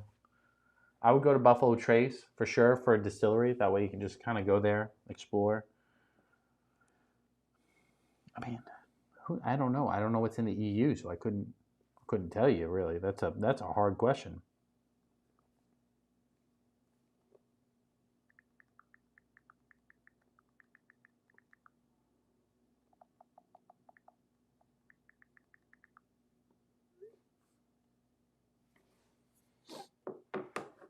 Isaiah says, I'll come try the marshmallow. Oh, the marshmallow one? I got the toasted. I'm okay. I'll pass on that one. Like mine's not bad. It's just very campfire feeling, so I'm good. I did just get the weeded though, so I want to crack into that one here in a little bit. Thomas says, cheers and late as you. Thomas, you're so late, bro. You're so late. I don't know. We're going to have to give you a tardy slip on this one, but I don't know if we can let that slide. Sir Hines says, have you tried the Green River Full Proof? Come on, bud. You didn't see my Girl Scout short? I went in. Of course I have the Green River Full Proof. The Green River Full Proof was actually sent to me as a sample by one of our subscribers who, for some reason, have not been here lately. But he sent me a sample. It was good. It reminded me of a mint note and a chocolate note, which reminded me of Thin Mint Girl Scout cookies. Bro, as soon as I got that in my head, I couldn't get it out, so I had to go buy the bottle to make sure it was actually in the bottle, not just a sample. Tried it, amazing stuff, decent price. And then I just made a short about it being, that's the only reason I bought it, is because of Girl Scout cookies. So, but it is a good bottle, decent price as well. North Florida says, welcome Thomas, almost missed the fun. You almost missed it. We're live an hour and a half. I'm just saying, you show up an hour and a half late to work, you're getting rid up. I'm just saying. I'm not going to write you up, but I'm just saying. Where have you been? You know? Hines says, local store picks we have was absolute fire. A store pick Green River Full Proof? That sounds like a good time. That sounds like a good time for sure. Bro, this 13th Colony is money, bro. The more I sip on it, the more I'm just like, oh, I'm so glad I have this. So glad I have this bottle. The only issue is just like, I don't know when I would drink it, right? Because of like the scarcity of it, there's no way I get another. You know what I mean? Like that's just not possible. But look how dark it is, bro. It's like coffee black in here. North Florida says, I was an hour and a half late to the drop. Still kicking my ass, but I'll get my Russell's 15 one day. North Florida, I just want to point out one thing. You didn't believe I was going to go. I got there first.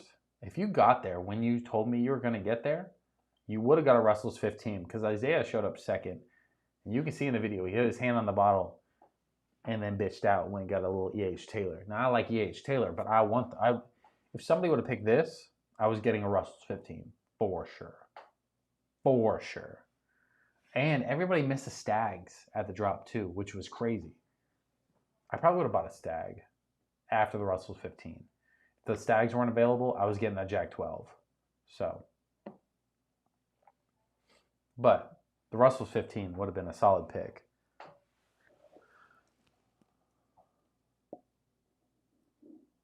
Buto says, what is that? What is what?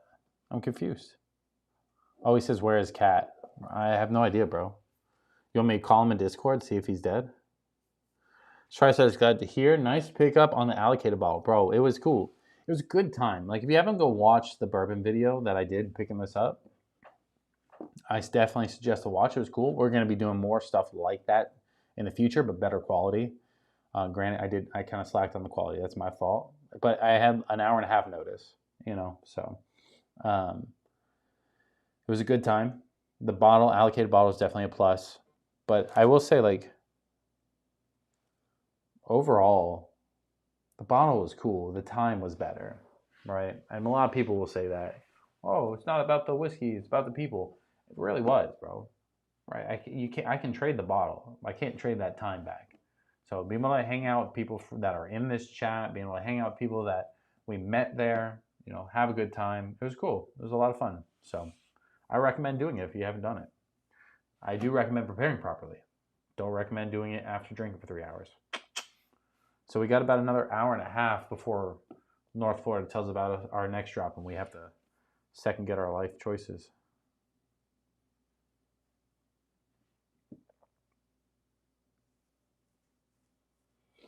Thomas says, I want Russell's 13 this year. I'd like a 13 as well. That's doable. Heinz says, what do you call a sheep that sings and dances? Lady Baba. Okay. I love the dad joke, though. I love the dad joke.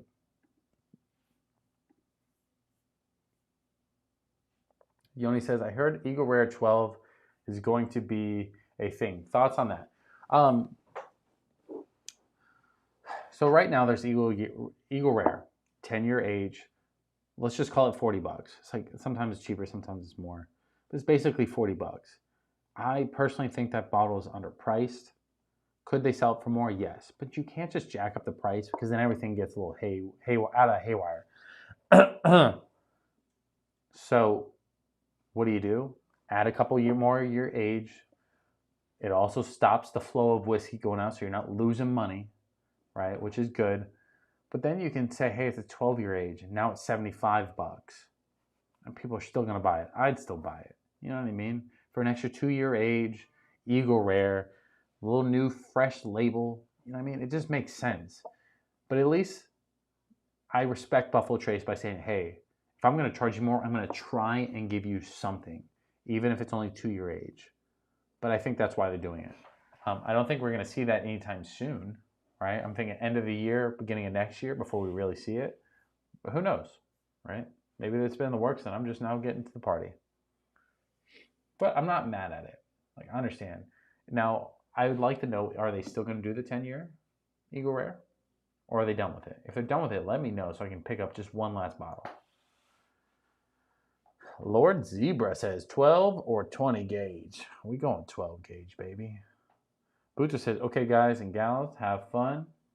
Buta, I appreciate you stopping by, as always. Your support's always appreciated. If you haven't already, drop a little like before you go. Subscribe. I know you already subscribed, but do it anyway, boys. North Florida says, as much as I like Eagle Rare 10, I'm really excited to try the E.H. Taylor. I love Eagle Rare. E.H. Taylor's good. It's different, right? Eagle Rare is my favorite. E.H. Taylor's second. Blanton's third or fourth, as far as Buffalo Trace lineup goes. Stride, thanks for the reminder. He said, comparison between Woodford's Double Oak and the 13th. I'm not going to do just the Woodford's Double. We're going to do the Woodford's Double because oh my God, look how much I've drank already. Oh my God. We've done a little damage to this bottle, boys. Now, I will go over one thing really quick when I put this bottle back. The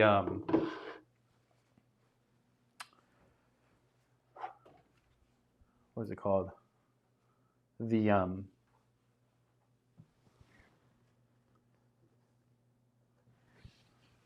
what do you call it? The Woodford's Double has been sitting on shelves. Sitting on shelves, the Double. Oh my God, has me shook just thinking about that. I get it; it's the price. You know what I mean? Like I understand why, but I just think that's kind of crazy. Isaiah says, leave the Double alone. No. I got to pick up a second one, though. Unfortunately, like I know I'll have to. There's no way I'll ever live it down if I don't. You know what I mean? We're not going to pour a bunch, though.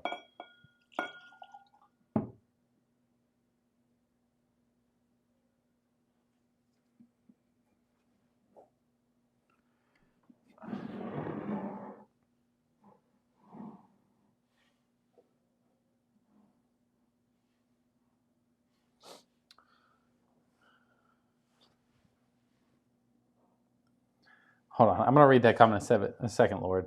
Alex says, Bear, you're going to like the EH, but Eagle Rare is the best of the top floor. Isaiah says, he's going to go on life support if you're not careful. My double-double? Oh, my God. When this gets to halfway, I'm going to start panicking, by the way. So, Lord Zebra says, you're facing a firing squad. You have one more night to live. Last meal, last drink. What would be your request of food and drink? Okay, I'm going to play this like there's no rules, right? Like y'all are just giving me free range to do whatever, right? So I'm going to ask for this.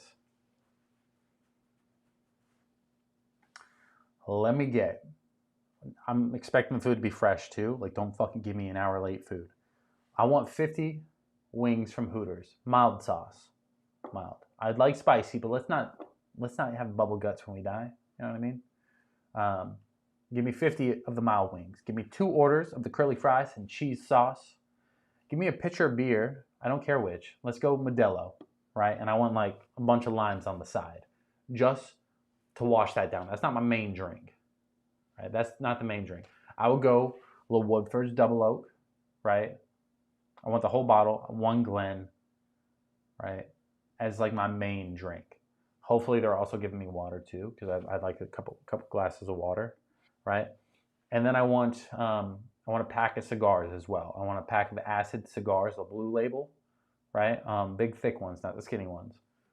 Cigar cutter and a lighter, and just give me a half a day, right? Let me fuck around. Let me also get Red Zone, right? I'm being picky. This isn't food, but let it be on a Sunday. Let it be right after like the 7 hours of commercial-free football, right? We can fuck the primetime game left as the Dolphins, but let me get all the football in. That's how we go out, boys.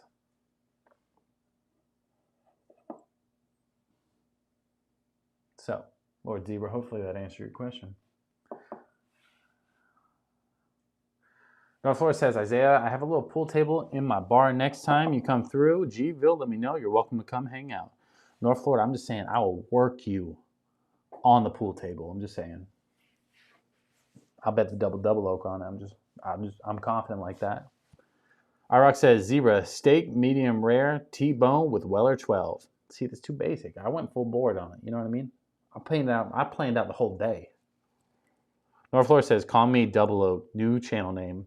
I mean, go for it. I do like a Double Oak, but I like old fashions. Lord says, I'm also asking chat as well. What's your last meal and drink, boys? I mean, I'd love to know that too. Adam Hill says, have you tried Redwood Empire Emerald Giant? Adam, is this your first time? Is this your first time? Bro, this whole shelf is Redwood Empire.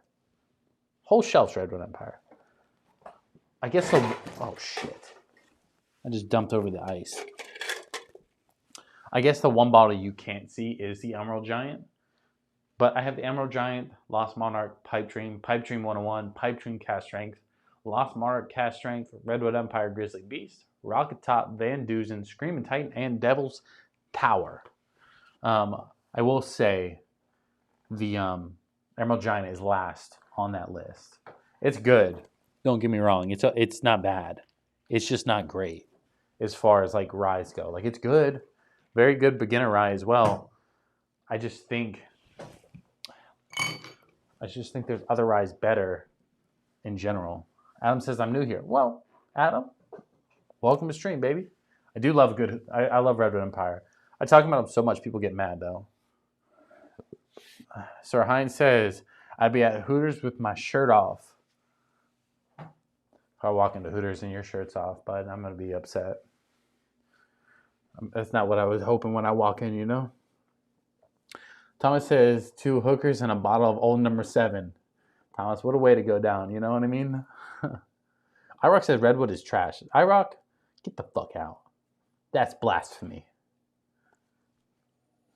North Florida says, last meal, all you can eat buffet. Bring in Pappy 23. Only chance I get to try it.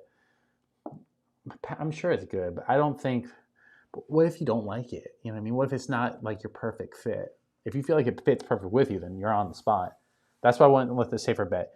Woodford's Double Double hits all the things I want. Just a little bit elevated, a little pricey, but I mean, I could kill a bottle before I go. You know what I mean? This is the Woodford's Double Double, by the way.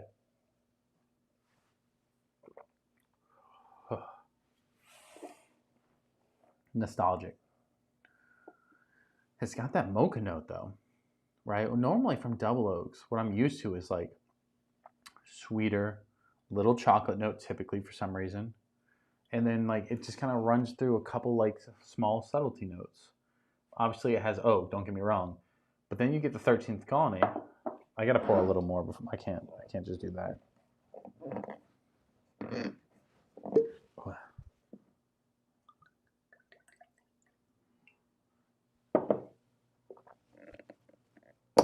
Ooh. Jesus Christ. Hey, bro, it's night and day difference. So you have to kind of think, let me swap hands before I forget which one's which. You got to go into it being like, what do I actually want, right? Woodford's is sweeter, lighter, more approachable, right? Definitely more on the family-friendly vibes for sure.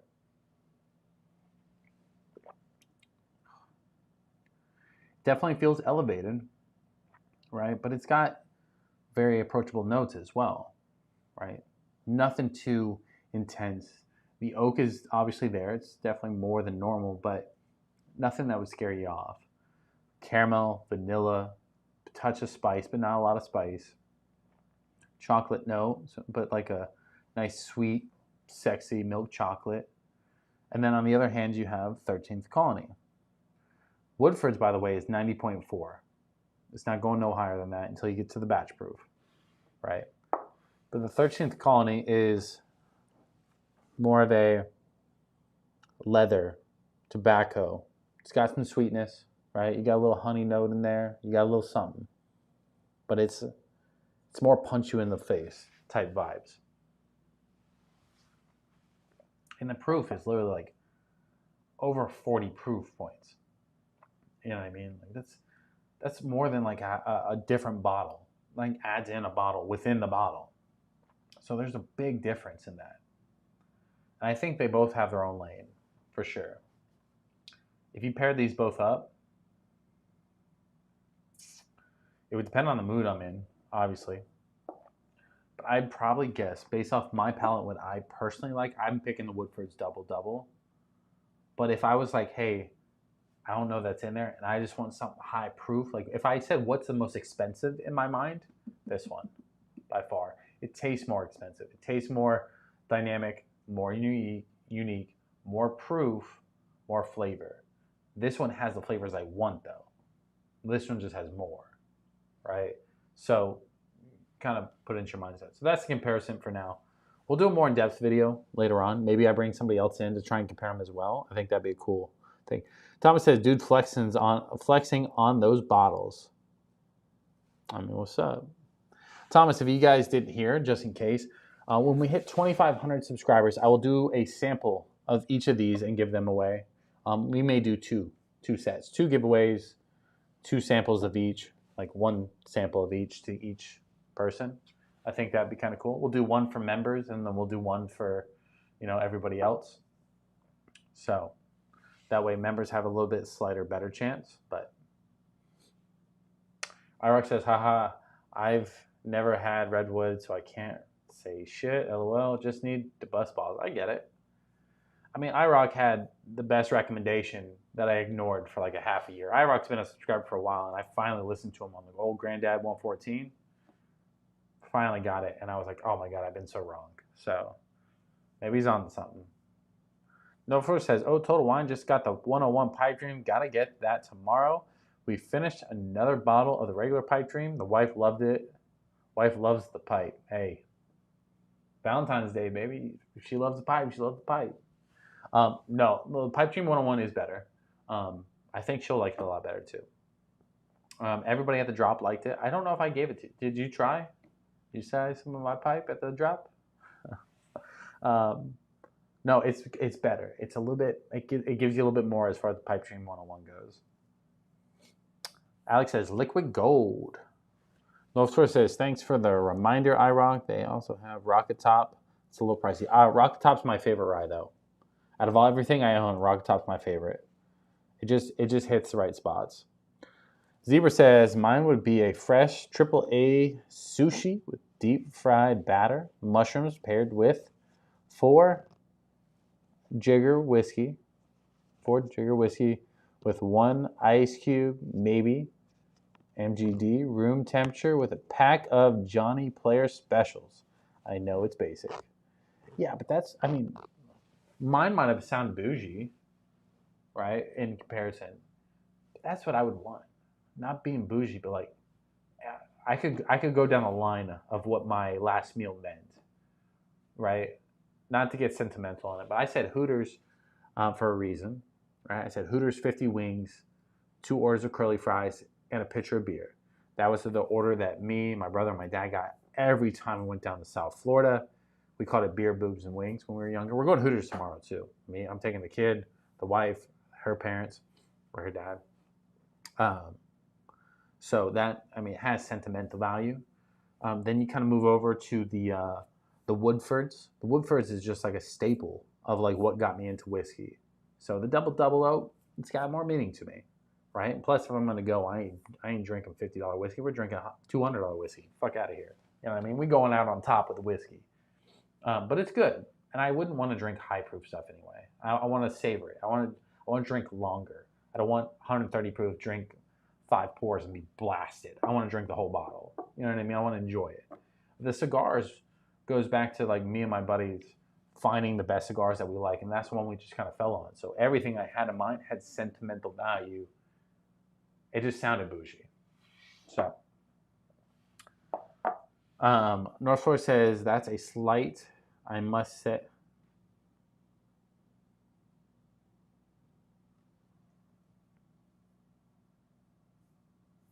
I don't know what we're talking about, North Florida. So,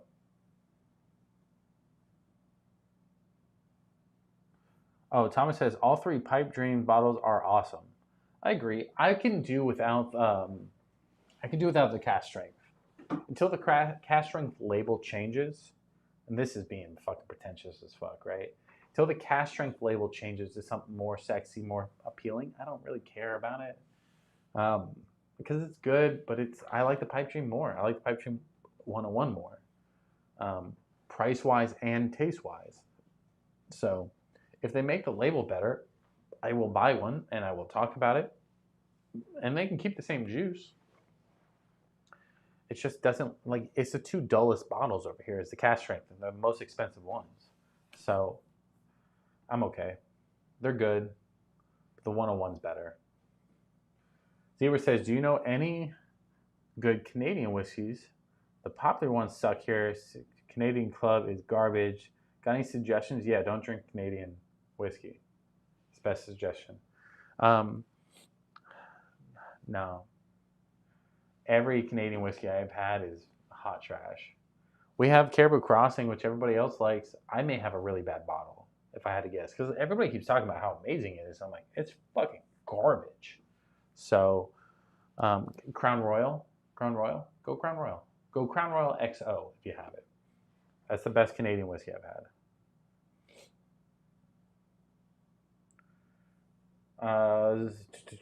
Thomas says, I wonder how many cases of Woodford's Double Oak were released. I know it was 50 times more than normal. So, how many cases? I have no idea. I don't even know how many fit in a case. But a lot more than normal. And it's sitting. There's a couple at the Total Wine near me. There's a couple like everywhere around me. But not like a lot, right? Just enough. RB says, how do you like Milliman Green? I haven't had it yet, but I did look it up. So, North Florida says, rare sight. Hold on. North Florida says, a rare sight is the 13th Double Oak. next to the Woodford's Double Oak. 2 highly popular, hard to find bottles. Kudos. I mean, yes, definitely. And that's not me being like, look what I have. It's just somebody asked for a comparison. But yes, this bottle was on my hunting list. Let me rephrase. This bottle was not on my hunting list because I never even thought I would get it because I thought it was impossible. This one, I had a whole plan to buy it this year. I had videos, trailers, everything produced, ready to go hunt this bottle. And then Woodford's mass produced it so that way I can just sit here with it without even blinking an eye and drink it a little bit more than I normally would. Because what I'm hoping is they make it more limited next year and fucking make me hunt it again. I feel kind of lost without having that bottle to hunt. I'm like, what do I go find? What do I got to look for? You want me to go look for benchmark foolproof? Okay, but like, what's the fun in that? Like, you need something to chase at all times. You need that unicorn. You need that one bottle you don't think you'll ever find in bourbon hunting. Oh, that Woodford's so good.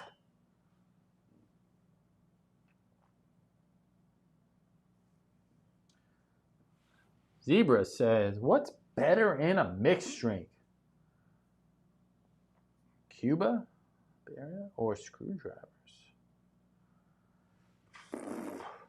I don't know. Screwdrivers. I love orange juice. So, orange juice as a mixer is A1, but I can't mix it with whiskey, so I would go with that. Brandon says, my father's birthday is coming up. He's a huge American honey guy. What's the better version I could get him? I'm not an alcohol person. I don't know. Let me show you. Let me show you the best honey bottle I personally own.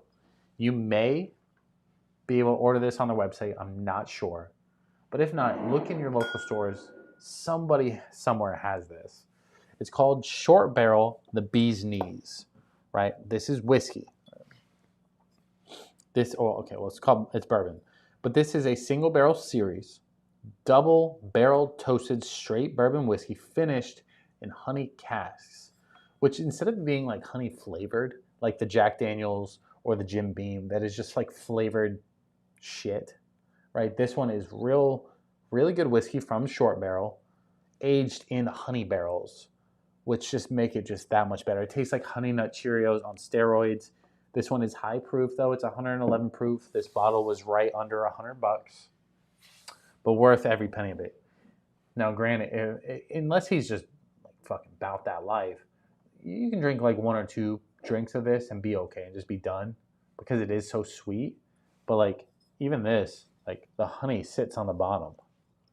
You know what I mean? So I gotta shake it up every time. But it is very sweet. But like what you don't want it to get is like a flavored whiskey that's really sweet because that just doesn't. It's just artificial bullshit. At least that one, you can see the honey just soaks to the bottom. Shake it up, you're good to go. But you want it to be good, you know? So, yeah, RB says bee's knees are hard to find. Are hard to find? I mean, I just walked into a random store and found it. So, and that one's a single barrel. I would say a honey finished or a honey cask finished is what you are looking for. It doesn't have to be bee's knees in particular, Brandon. So, that's what I would look for.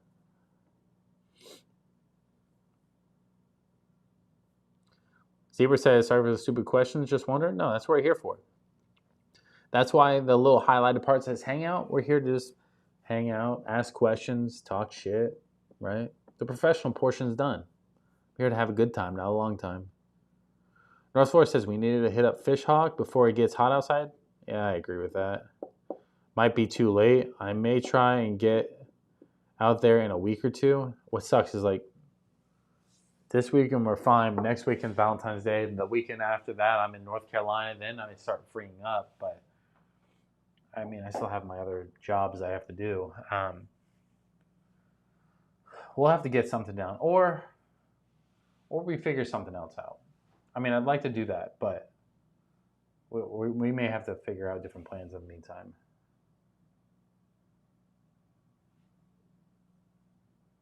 They just posted that at a store in town. The Bee's Knees? Oh, yeah.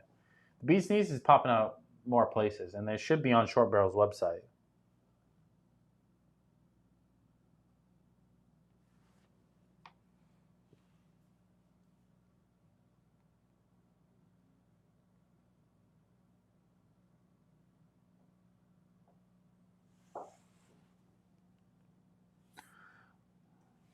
Let me scroll here. Zebra says, I think I know the question. This question, I just want to make sure there's 3 ways to spell whiskey. Are they differently made with different spelling, or am I just dumb? I was told it's different. It's different. You got whiskey, whiskey, and whiskey, which is basically like Scotch, American whiskey. You know what I mean? Like, those are the kind of differences. Guys, right now, just so you guys know, we're at 1,962 subscribers, which means we're not too far off from 2,000. So if you're on the fence, you're debating, but you like whiskey, you like bourbon, subscribe. Subscribe to the channel. We're trying to hit a little 2,000 wow. When we hit 2,500, we're going to start giving some shit away. So dial in, buckle up.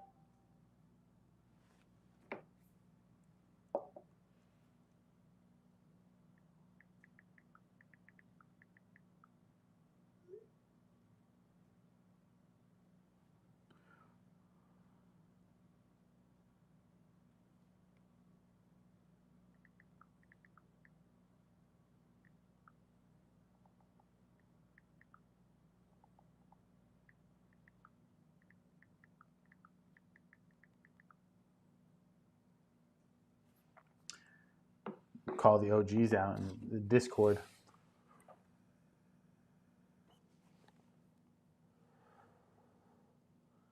Isaiah says, I think Zebra's still confused with that answer. He's like, no, I kind of got it. Okay, my bad. I'm not doing spelling, boys. Whiskey for American, whiskey for Scotch. If you don't get it, you don't get it. I'll make a whole short on it. How about that? We'll do a whole short on it. If you have those kind of questions, let's make a short and let's have some fun with it.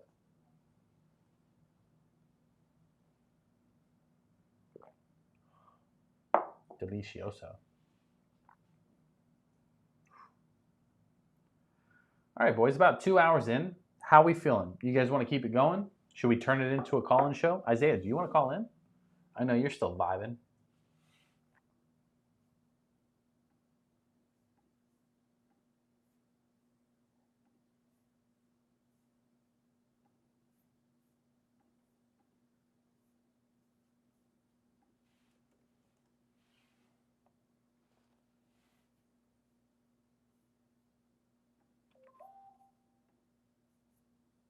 My whole chat just shrunk and went crazy.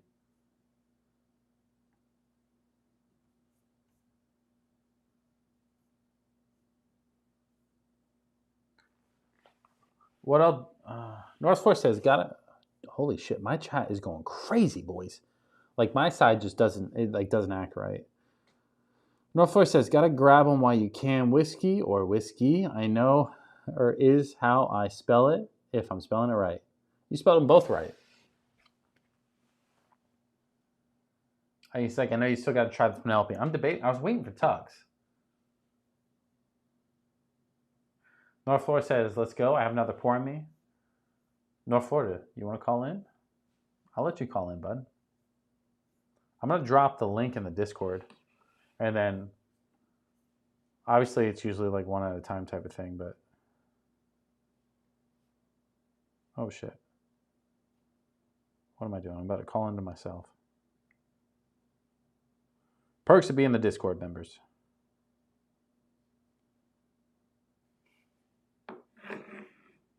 North Force says, I'm definitely going to do Fish Hawk this week. I'll post in Discord. Try to give me a couple days notice because I'll try to go. Just got to give me like more than like a day.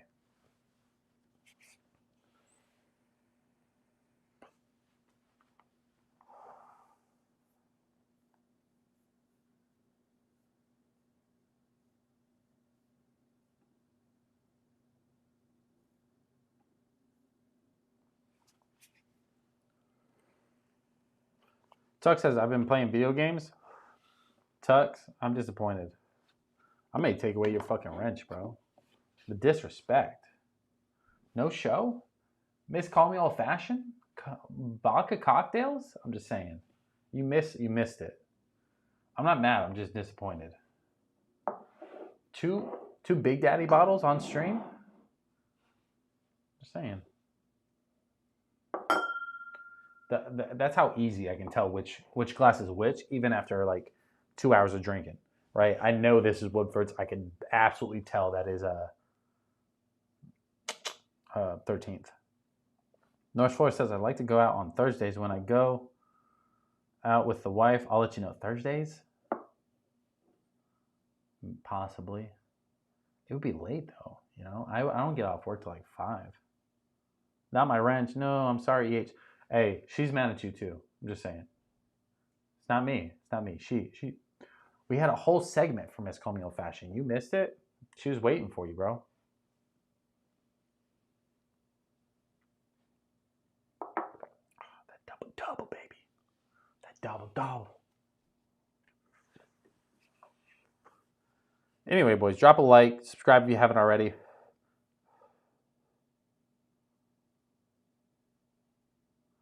Let me check one thing. One thing right quick.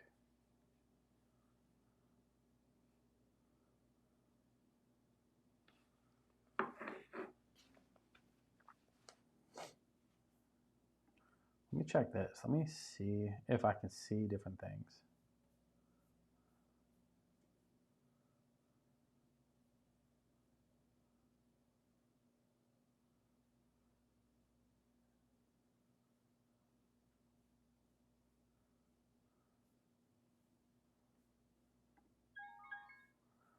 All right, let me. North Florida, you got to give me a second. I got to figure out how to get you in.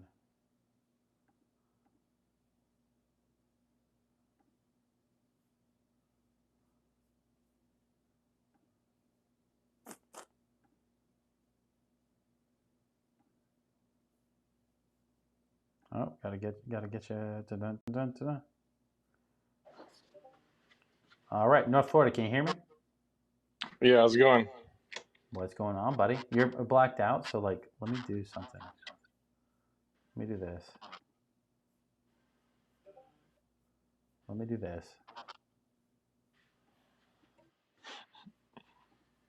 One sec. Let me fix it. Oh my god! Of course, I have the wrong logo pulled.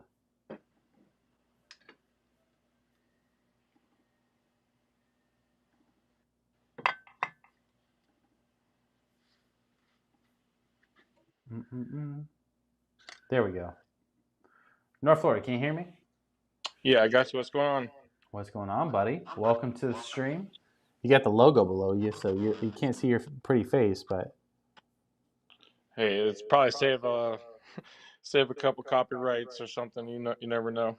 yeah, you know, when you win the Grammy, I don't want to take any credit for it, so I get it. Well, yeah, I don't got the beard yet. Fill it in, so it makes sense. That's funny. I mean, it's working. It's getting there. People saw you on the stream. They said we got to have that guy here soon. Well, funny they seem to recognize me now at the Bourbon Barn, but I think partly is the hat I always wear. So that's true. That's true. The hat, the beanie.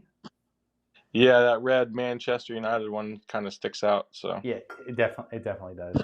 You had the Gator beanie on though, so that kind of hit good with the crowd. Yeah, it gets lost in the crowd in Gainesville. That's funny. For sure. So just real quick, just for everybody in the chat that is watching. So North Florida, obviously the one on stream currently, right? You can't see his pretty face, but it's there. So he's the one that let us know about the drop last Friday. Last Friday, towards the end of the stream, he's like, hey, I'm going to bed, but I'm going to Bourbon drop in the morning. We bum rushed him. We said, hey, we're coming. He told me he's being there at 5. By the way, he didn't get there till like 6. Just so you know. Yeah. Semantics. If you did get there at 5, you would have been there probably. I've probably been 4th or 5th. 4th? Yeah, I think you would have been 4th. You would have beat just that one guy that had his hoodie up the whole time. Dude, the guys after you and Isaiah both got the Russells. It went Russells, Jack 12.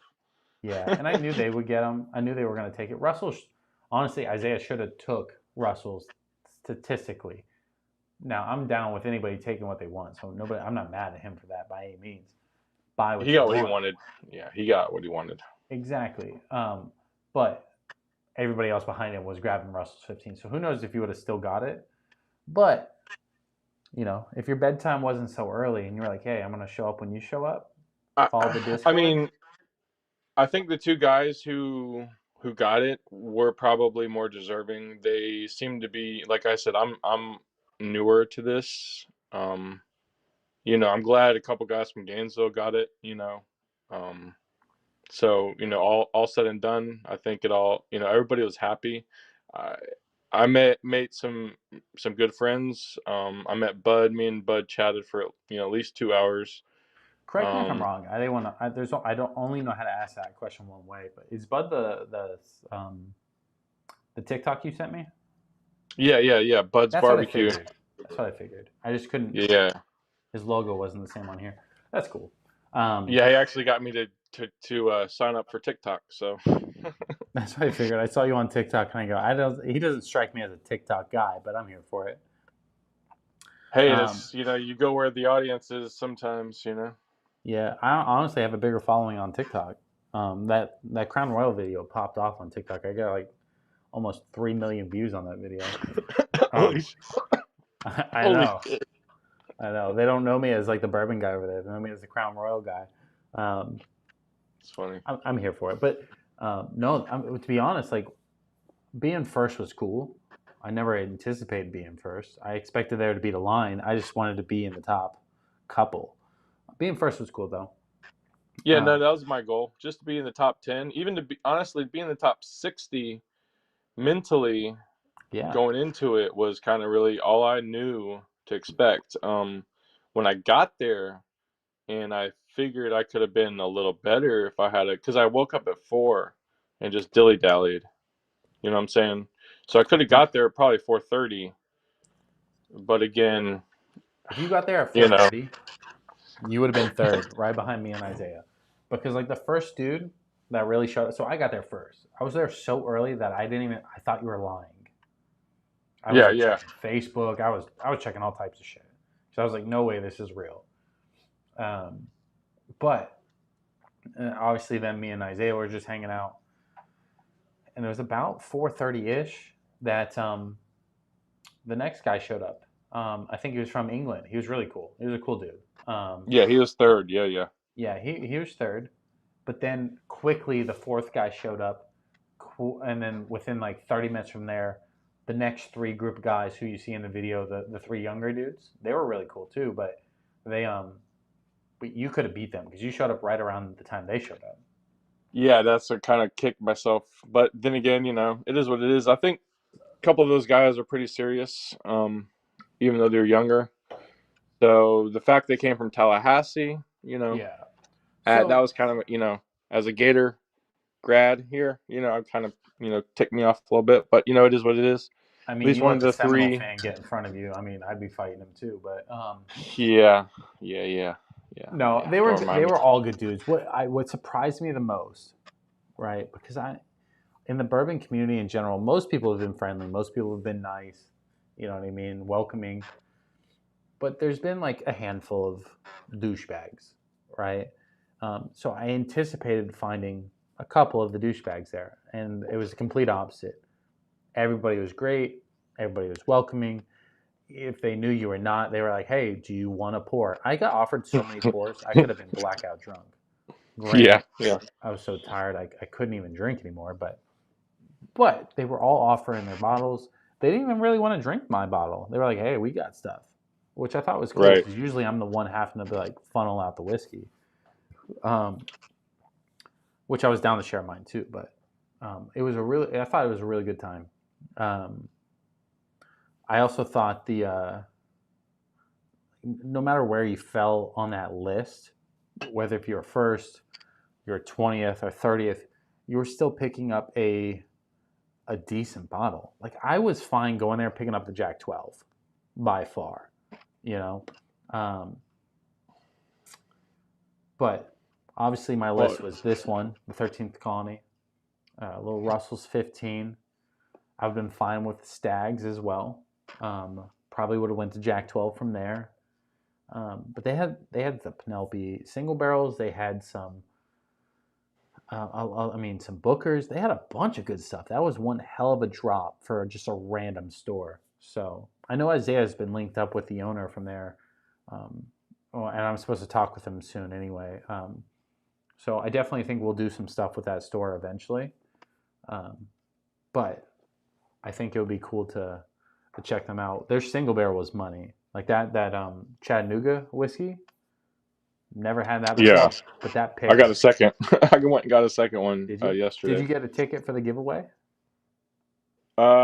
Man, I got the first time I got the ticket, then I completely forgot about it yesterday. They didn't remind me, which is a positive because that means they're probably not reminding anybody else. So who knows?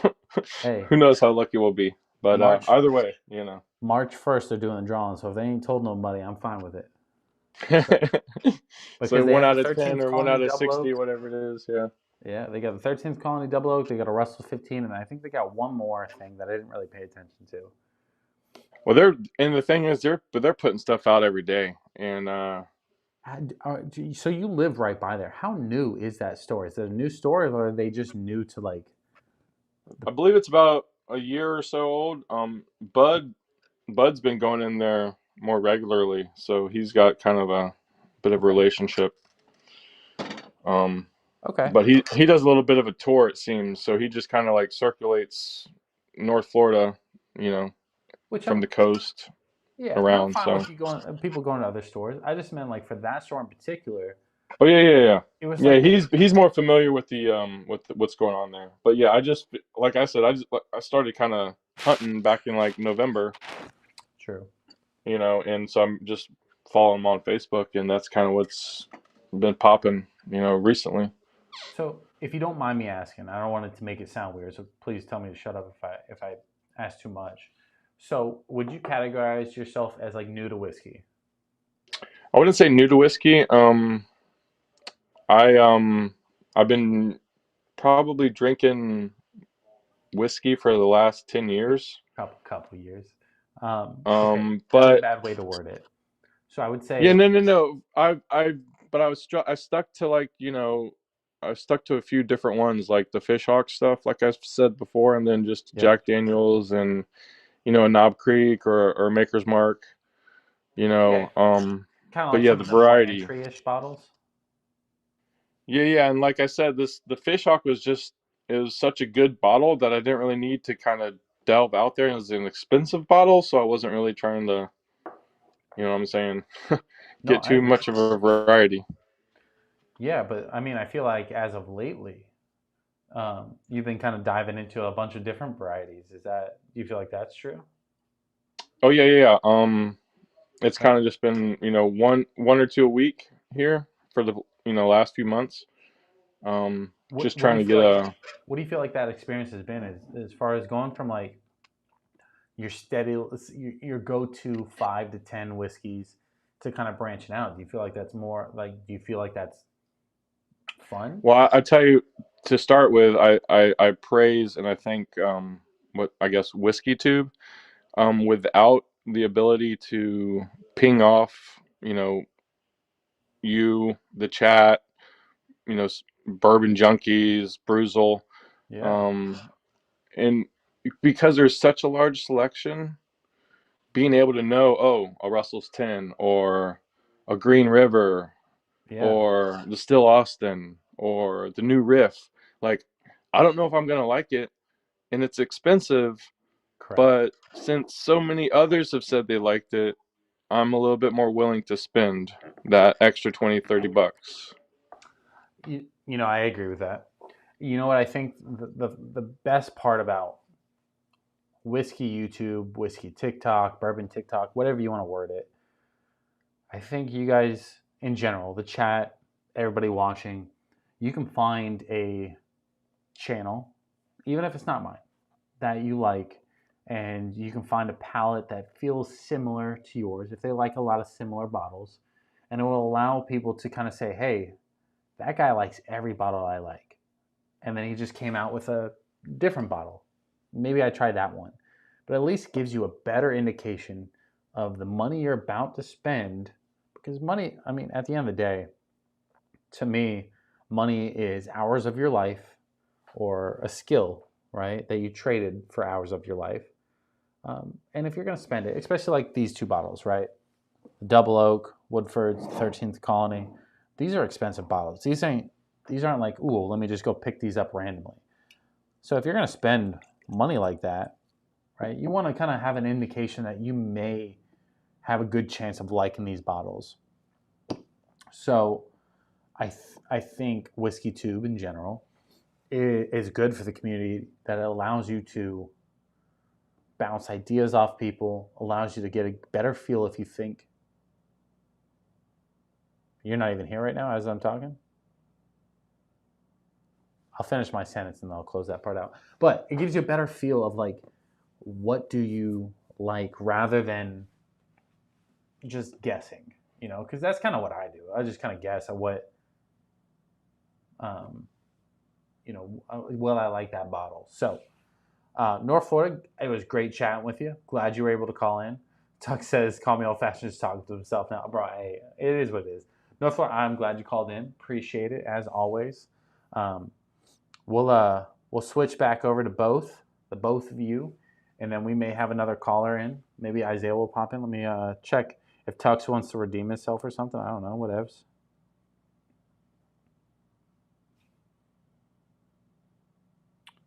Let me see.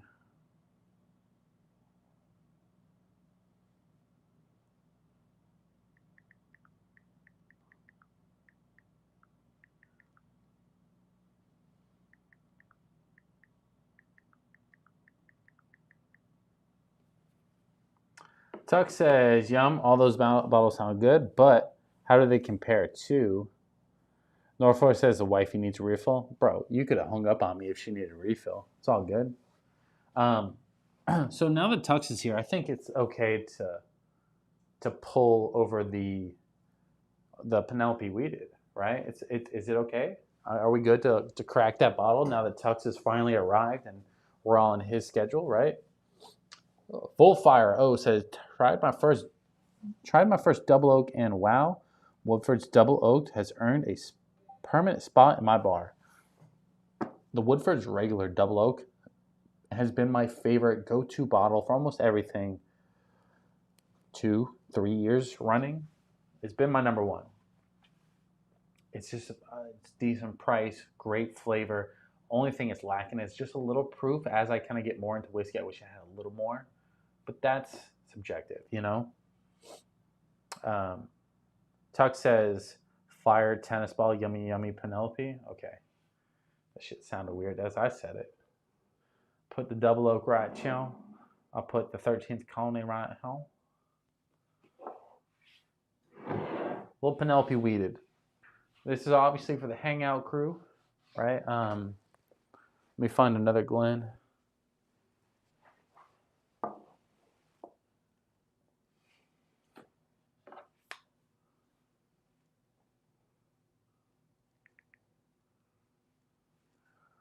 Isaiah's doing his makeup. IROC says, who's Penelope? You don't know who Penelope is? Get out of here, IROC. You know who it is. Full Fire says, it cost me $80 even at my local liquor store. Is that decent? $80? Okay. Full Fire, what state are you in? I mean, to be honest, the 80 is a little much, right? Isaiah, if you can hear me, do you want to turn your camera off, or do you want me to show it? I'm confused. Let me do this.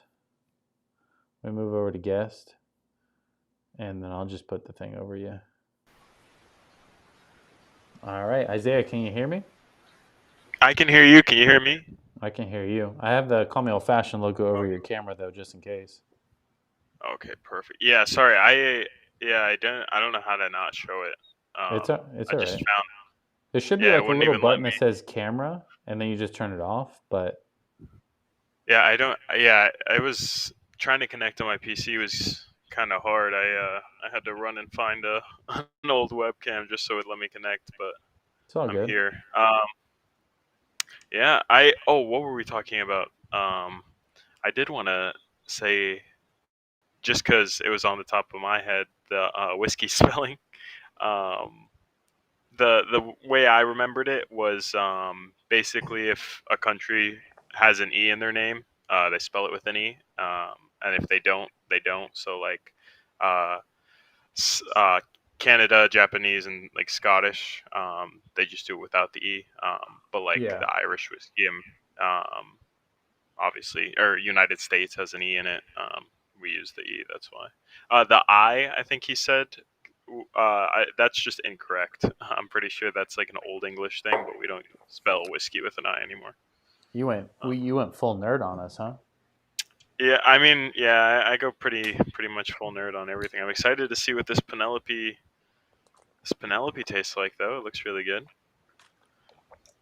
I'm kind of nervous that 13th colony kind of like destroyed my palate, because the more I drink it, the more oak I really feel from it, and it's got, I don't know how to describe it. Like, I don't want it to sound like, ooh, it's bad, right? But like, what I mean is like that's like an ending whiskey kind of drink. It definitely the leather coats your palate so much. The tobacco covers your palate so much.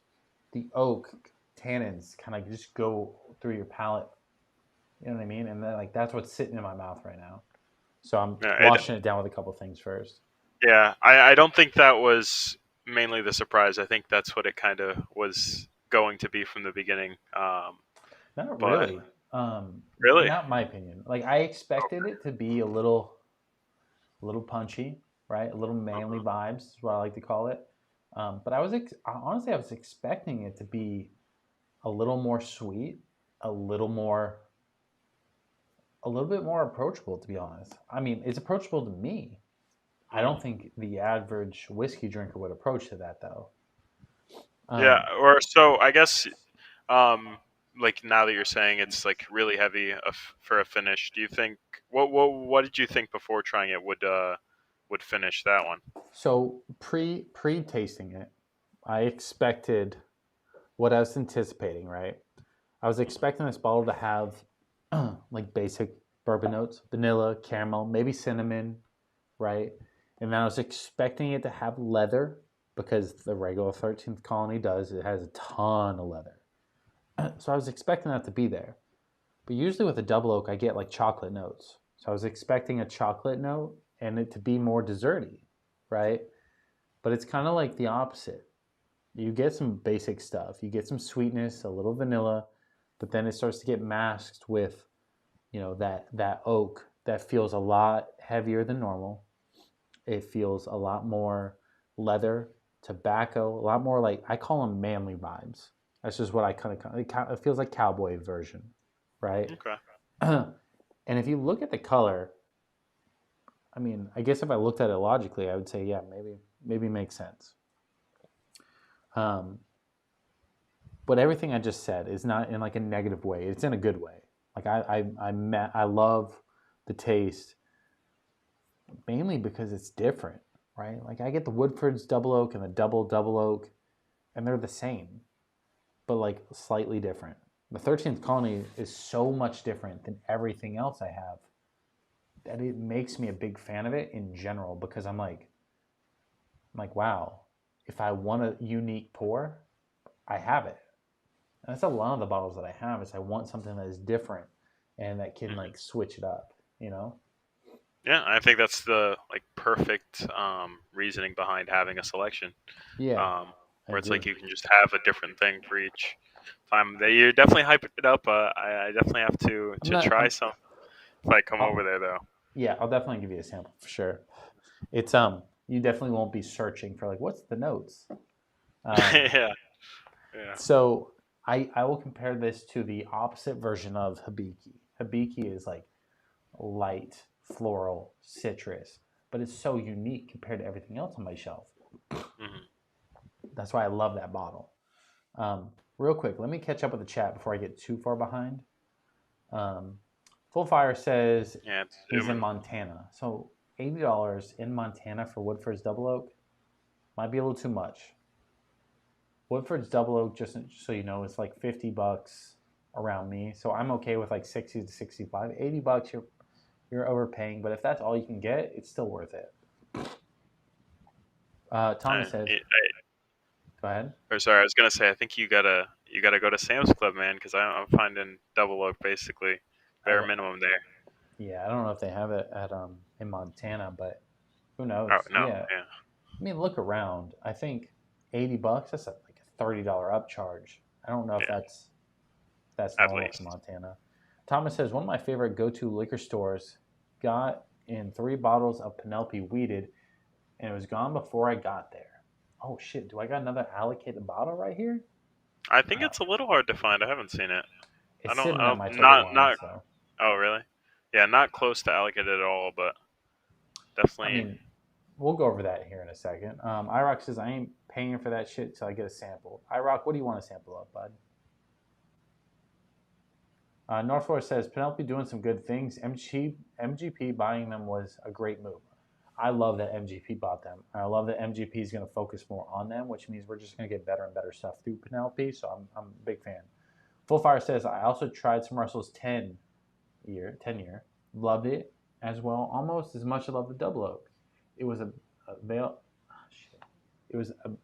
able to get a bottle of 30 Russell's is my go-to sipper. Russell's 10 is amazing. I love Russell's 10. I love their single bearers too. I still like Woodford's more, but granted, Russell's 10 is another fabulous go-to bottle. I've been hearing good things about it. I actually haven't tried it yet. That's my that's one of the 10? that was one of the reasons why I didn't grab the 15. I just haven't had a lot of Russell stuff. So there's bottles sitting at my store. I just haven't picked it up yet. So I didn't want to risk it when I had like that EH that I know is going to be fire. Understandable. So we'll break that down in a second then.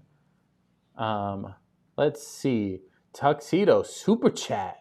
He's trying to make up for being late. He says, Super Chat says, has anyone done this yet? Tux, yeah, you missed it, bro. We were getting Super Chats left and right. High Top Sports, Teresa, Arena, a couple other people did. I appreciate it, though, Tux, as always. Yeah, I think Teresa dropped like 20 and didn't say anything. Yeah, so did High Top. Oh, that's crazy. No, I appreciate everybody that does Super Chats. It does go towards the bourbon budget. That's where all this money goes to. If you guys want to, just so you know, Isaiah's going to be a good testament to this because he's been helping me out with a lot of this stuff. Right now, we do have memberships going.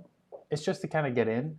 We're going to have another membership drop by March 1st, which may or may not have Call Me Old Fashioned Glens still in the works. Should have access to a private Discord. We're going to do private, more not one-on-one, but more like selective after party hangouts, private chats in the Discord as well. We're waiting until March because I'm still busy, and March is going to start freeing up some more of my time as well. But if you want to become a member early and you want to support, feel free. Oh. Tuck says, you mean I wasn't the first? You were not the first. Why is it not popping up? Maybe if you woke up like 3 hours ago. Hold on. Just hold on 1 second. Oh, there's Tuck's coins dropping into my whiskey glass. Bah, bah, bah, bah, bah, bah. Hold on real quick.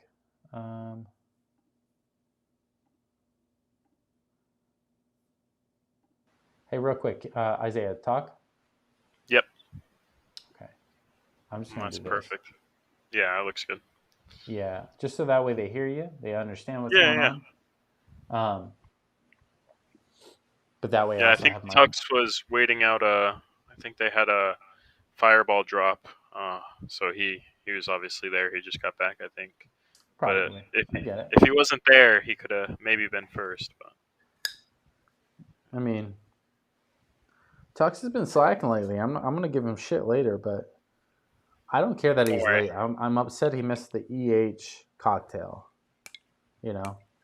He's been hitting on my wife for like fucking 6 months, the entire football season, and then he misses her big debut. So I'm just saying, if you're gonna support, let's support right. You can give him shit later. I'll give him shit now. So no, I'm just kidding. Yeah. Yeah, I walked away with a Penelope. I don't remember if you knew. Yeah. So real quick before you go too far, I just want to explain your portion of the bourbon drop, just because we're on technically that video still. I feel. Yeah. So from my side, and Isaiah will chime in as well. Again, we go live. North Florida gives us a hookup on the drop, and he goes to bed. Right? Granted, he lives right there, so he didn't have to stay up all night. Me and Isaiah get in the Discord, and we're talking like, "Hey, you going?" I'm like, "I'm going. If you going," and we eventually meet up there. And we get there, bro. First off, before Isaiah gets to chime in, Buddy was trying everything.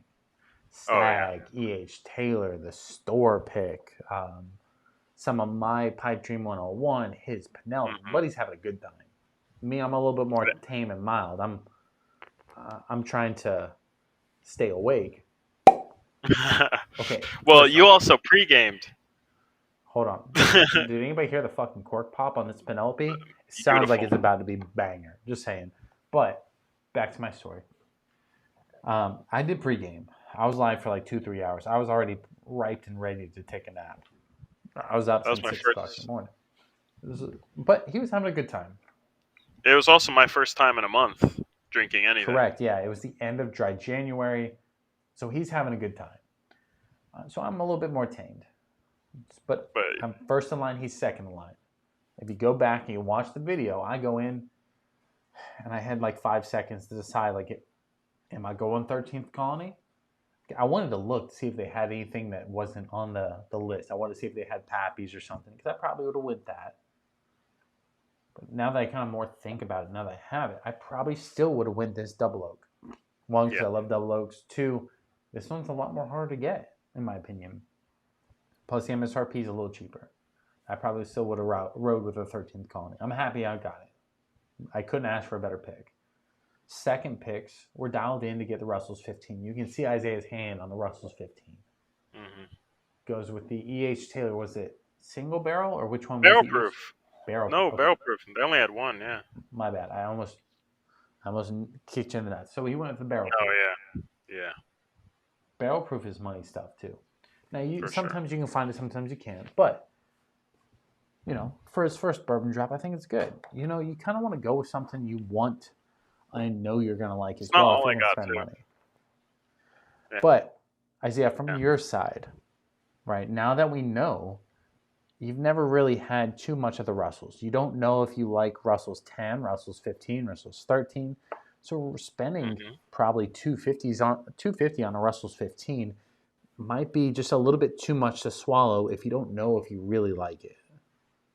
Exactly. Like $250, that's not too bad for a nice bourbon. I would spend well over that for a bottle I really like. It's just, like you said, I don't know if I like it. And it's quite an investment when I had something I know I'm going to love sitting right there that's just this. I don't know. I was looking it up. It might be a little harder to find. I know some people are saying they find it, they see it here and there, but MSRP and a barrel proof, that's never a bad buy. But yeah, it was quite interesting. I was second, you were first, but he let 5 people in at once, and you doubled back, like you went away. I totally could have grabbed that. I could have grabbed anything. You walked away from that. My hand was on the 15. I saw the 13th, but I kind of made up my decision beforehand. I was grabbing that barrel proof. Okay, let me rephrase this, because if you did me dirty, I probably wouldn't care too much, because I'm not really there for the bottles. But yeah, if never have somebody else in line and because bro, if you rewatch the footage, I cut out a piece because I don't really care. Yeah. But they rushed me through the line. Like, if I should have known what I was getting, and I should have been in and out, and I felt so weird. Yeah. I wanted to check out the whole store, but they And I think that's something we'll just have to coordinate next time. But I think that problem will be. First drop, there's obviously the first drop jitters for both sides, people coming in and them. Yep. But he's like, all right, hurry up. And I'm like, fuck, where do I check out? And he's like, over there. And I'm like, all right. But, like, I wanted to look at what I was about to grab, and I had my hand on the 13th Colony, obviously. But I also knew you had to have the store pick. But you had to pass the store picks first. So I walked past it, went back a bottle because I didn't want them to think I was just there for the allocated bottle either. I was there for the store. Yeah. But no, I think it was a bit rushed. You definitely could have walked around the store. The selection was nice. I also rewatching that video. I don't think you were supposed to take that whole margarita.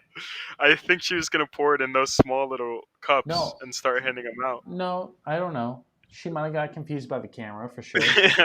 Because I asked her, I said, "What do you want me to do with this cup?" And she goes, "You can keep it." Well, yeah, because you already took a sip out of it. I think she was about to take that cup and pour it in those little shot things, just like at the St. Augustine. You get the little tastings. It to me, and I said, yeah, I know. And I said, "Let's ride." Yeah, that was really funny. I didn't know how to tell her no. No, I didn't think so. Yeah, I think you didn't want that, and I don't think legally she's able. I think like the legal tasting limits like 6 ounces of something. Yeah. I'm not gonna report her. I promise. But it was crazy no. because But you walked out with a full margarita. Well, I also thought I had to chug it before I left. I go, "Fuck, what do you want me to do with this?" And no, actually, yeah. You can keep it. And I go, "Oh shit! Like I can't drink a whole margarita before I leave." Did you finish that? Or you dumped it? Yeah, I got to the door and pounded it, and I was like, "I gotta go." Oh wow! Yeah, that's crazy. Oh yeah.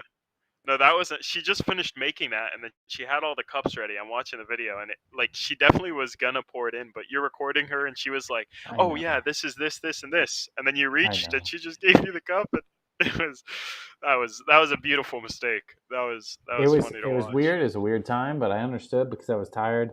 I wanted what you had. You had this like chocolate thing, and I had the breakfast thing in the morning. That was fire. I know, yeah. I only got that specifically because I knew it's something you'd want to try, and it wasn't my favorite. I'm not a big fan of like flavored whiskey or really any spirit. I'm not like a liqueur flavored kind of guy. Yeah. But even finished, I'm not like a big guy. But it was definitely. I saw that I was like, he's gonna love this. So I told her to pour like the smallest amount because, mind me, I drank a lot more than I would like to, and it was because they just coming out. Everyone had a banger, and the pours just kept coming. So I was having small pours, but there was a huge selection. I didn't even try a bunch of the things. There was a lot of pours that I didn't get to try, but it was a bit more than I would have liked to drink. Definitely gonna have a big breakfast next time. But yeah, it was good. I think we were a little unprepared, obviously, but I had an amazing time. We got to try a lot of fun things, and it was a really good experience. I definitely would not undo that guy. Oh yeah, but I did end up going back through. I got a friend to come with me, and I got a Penelope single barrel from the estate collection. I mean, that's a good pick too. Yeah, it was really good. You know, I'm happy with that. Especially from your side, like when you have the opportunity to try good whiskey, you don't typically pass it up. I was in a weird circumstance where I was like, I got to go home. Of course. And I was up and so you long. pre-gamed. I pre-gamed, but I also only slept 3 hours the night before. So it was a little... Yeah. I didn't expect that. I almost didn't even go live for the normal live. I just happened to do it. So it was a fun time. I'm glad how it played out. I got to take a nap in Gainesville. So my buddy took me home. I got to sleep it off a little bit. So. I got home. I missed the birthday party. Everybody was pissed. So. Oh. Yeah. Real quick, North Florida says just had Eagle Rare for the first time yesterday. I've been sipping Russell's 10 for a while now, so that's why I wanted the 15 or the Jack. But now that I've had Eagle Rare, I'm not sad about the EH. Just so I can be clear, EH Taylor, Stag, Blands, all those are not bad picks by any means. Especially when you look at like dollars per bottle, right? The Russell's 15 was definitely more for MSRP. Yeah, correct. Do I think overall, if somebody was super dialed into whiskey, is Russell 15 better? Probably, right? It's a lot of people's best pour of the year, but you don't want to venture into something that you don't know for sure because Russell's 15, I believe, was like $250 MSRP, like what they were selling it for there. So would you spend $250 or would you spend $100? You know, I think going with what you like. And Yeah, sorry, I was gonna say, and I don't know because I haven't tried it, but that it might be an over 250 bottle, and that 250 is an easy steal, you know. Exactly, but So, I also think where if you haven't had Russell's 10, I think Russell's 10 is what you need to try first. Don't spend all your money on everything else first, because Russell's 10 is really good.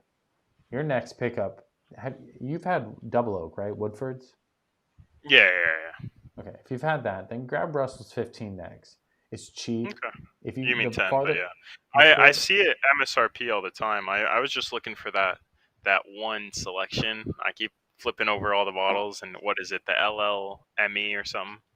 yeah, just grab whatever Russell's 10 you find. Most of them are good enough. The farther Yeah. north you go, the more you find it on sale. I find mine for under $30 most of the time. But Oh yeah, no, mine are at Walmart, so I just get it for bare MSRP. Russell's. yeah, North Florida said the EH is also a hella cool tube and bottle. It's not bad. It that helps with the sex appeal. So I'm gonna dive into this Penelope weeded real quick. Okay. So I'm gonna dive in.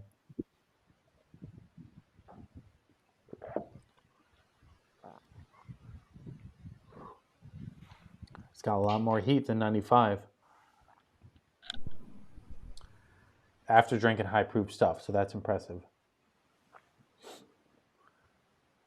My note, so this is not like an official review. We'll do a different review later on. My nose is a little shot. Typically, after like 2 hours of drinking, my nose just doesn't work right. But from the palate, right, which is usually what I'm pretty dialed in with.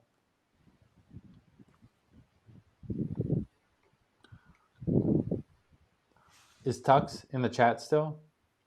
I need him to sound off before I even comment on this. He wants to know how it compares to Fireball. He said that a while ago, though. Oh. Because I've given him shit. I loved his first recommendation, Penelope Architect. Actually, oh, sorry. Could you compare that to your number 7? You still have a number 7? Ow, fucker. No, I mean, actually, you can't compare it to my number. Pour some of this 10. Now that it's opened up a bit, I could probably pour a little of the 10. This is build number 7, though. Yeah. Just to confirm. My build 7 is, there is no debate. It is vanilla ice cream all day. But just to kind of reiterate, so he recommends me Penelope Architect. He did it like 6 times in a row. So I'm like, all right, I have to fucking get it. And I got it. And I was originally fairly impressed. And the more it's opened up, I am even more impressed. And I was like, I want to get more. I want to get more Penelope. Sexy looking bottle, cool looking name. I'm down. So I get the toasted. Not a big fan of the toasted. Right? I get Valencia. Not a big fan of Valencia. The weeded, I'm a fan.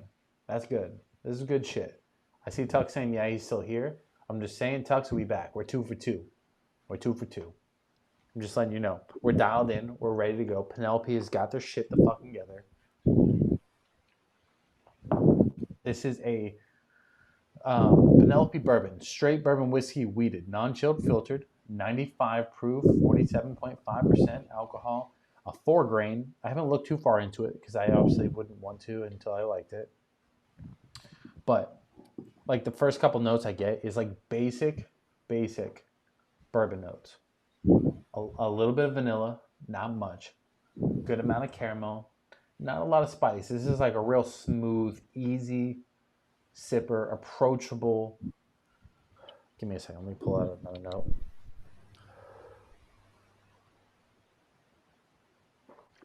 I will say on the nose, unless my nose is completely shot, there is a good amount of ethanol in the nose.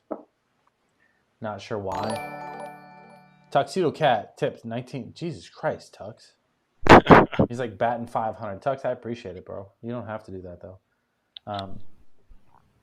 But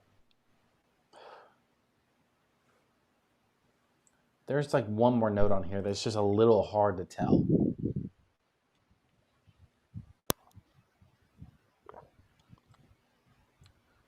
Yeah. A little vanilla, some caramel. I don't know what that is. It's like a soft note. It's not like a fruit. It's not like a spice. maybe like a. I know it's kind of like in the 13th colony, but like more like a toffee, but like a muted toffee, if that makes sense. Okay. Yeah. There's not like a ton of spice or a bunch of wow, but it's nice and sweet and soft. You can categorize it as a wheat note because I would say you can find that in a lot of other things, but it is, just so everybody knows, I bought this bottle for around $30. It just dropped from like 45 to 32. And I was like, hell yeah, I'll buy that. I like wheated. I like the proof point as well. 95 is a good proof point for me. Like, I'm not mad at that at all. To be honest, as I sip on it, the finish doesn't finish like 95 or 100. It finishes like 110 to 105. Like, it's still kind of in your throat, which is one of the things I look for. Like, how long does it sit with you? What was the proof on the 13? On the 13th? Yeah. 133.74. I call it 134 proof. Yeah, getting that Penelope to finish above, like, you feel like it finishes above 100 after having that 13th is really good. That's my point. Yeah. I've drank Heaven Hill to start, 100 proof. Mm-hmm. Then I drank the single barrel at 120. Then we go to 13th Colony, 134 proof. Go back to the 13th Colony, 134 proof. We obviously dabble in with Woodford's Double Oak at 94 proof or 90.4 proof, but we still finished up with the 133 proof. For me to drink this Penelope and even say, hey, it's got something on this day, because I didn't want to drink it simply because I did go from high to low. That's what I did with the Valencia. I didn't like it. But this one's got some more to it that just feels more impressive. This is the 4 grain. Now, granted, I don't know which 4 because I didn't look that far into it. It's definitely Good on or my Bad list. says just drinking moonshine. Nobody is drinking whiskey. I mean, good or bear. I mean, I'd love to go back and forth with you on that one, but I am, so yeah. To each his own. No, yeah, definitely sounds like a good pick. I'm hunting for the weeded. I want a full Penelope collection. Oh, he also said whiskey's whiskey. You don't need to drink it. You drink it to feel good. Nobody needs a peer review. Hey, I'm here to do just that. So yeah, I mean, by all means, you don't have to watch. I'm glad you're here, though. I'm glad he's here too. Love the opinions. I just fully disagree. Yeah, at the end of the day, by all means. Tuck says, buy yourself some Fireball. I don't know if that's what I'd buy. Peter Bear says it's alcohol. Tuck says, that's what I keep trying to tell them. I do. I just keep drinking it. Yeah, it actually, we talk about this all the time, and it's where like that concept really disagrees, or where I really disagree with that concept. Hey, real quick, Isaiah? Yeah. Do you want to just talk to the chat for like 5 minutes? And sure. I got to use the bathroom. Yeah, go for it. Hey, chat, I'll keep you. Yeah, keep the chat entertained. I'll be right back. There we go. Okay. Yeah, I was just gonna say this. I say this all the time, but I not just whiskey or bourbon, but even like wine and a lot of alcohol. I really do like to break it down and just enjoy the flavor. And I drink it mostly to make like other foods more enjoyable. But even if it didn't have alcohol, even if it wasn't like getting me drunk, I actually might prefer it more so I could actually drink a higher quantity of the things that I enjoy. So that's why it's like, no, I can almost promise you I don't drink for the effect, because I get upset when things don't taste as good, or I don't have the clarity to drink like a whole bottle of bourbon. This is obviously what was happening to me at the pick. Is there was just so much going on. I knew I couldn't try everything, so I had to be like, no, I'm good now, because obviously those effects are not something I really enjoy. So North Bear says, personally, I appreciate the peer review. While in New York, the moonshine often had some fruit or other things to give it flavor. Yeah, flavored moonshine is definitely a big thing. And when I was in North Carolina, when I was in South Carolina, We were trying some backyard made moonshine that one was unflavored, but I do think I gotta I gotta go try some more of the flavored ones. Peaches, strawberries, white lighting, of course. Definitely sounds good. I haven't gotten too big into some mass produced moonshines. Just some ones in the back. So picked up Penelope Architect store pick. 110 proof. That's also a great pour. Oh, that's really interesting. I actually picked up 3 bottles of Penelope 10, or Build 10, Penelope Architect Build 10 from Winn-Dixie for $47. That was a really good find. We broke it open at the place. It wasn't giving as many notes that Call Me Old Fashioned was saying his number 7 was giving. But I'm letting it open up. Hopefully we'll get a bit more of that. Have you tried it? No, that's what I was saying. I was about to go pour myself a glass while you poured your Penelope. I think you should, only because I mean it hasn't been that long, but yeah. I think it would give you a. I think it would be better. Tuxedo, goddamn Tux, what are you doing, bro? Tux just tipped another $10. Appreciate it as always. The guest host is pretty good.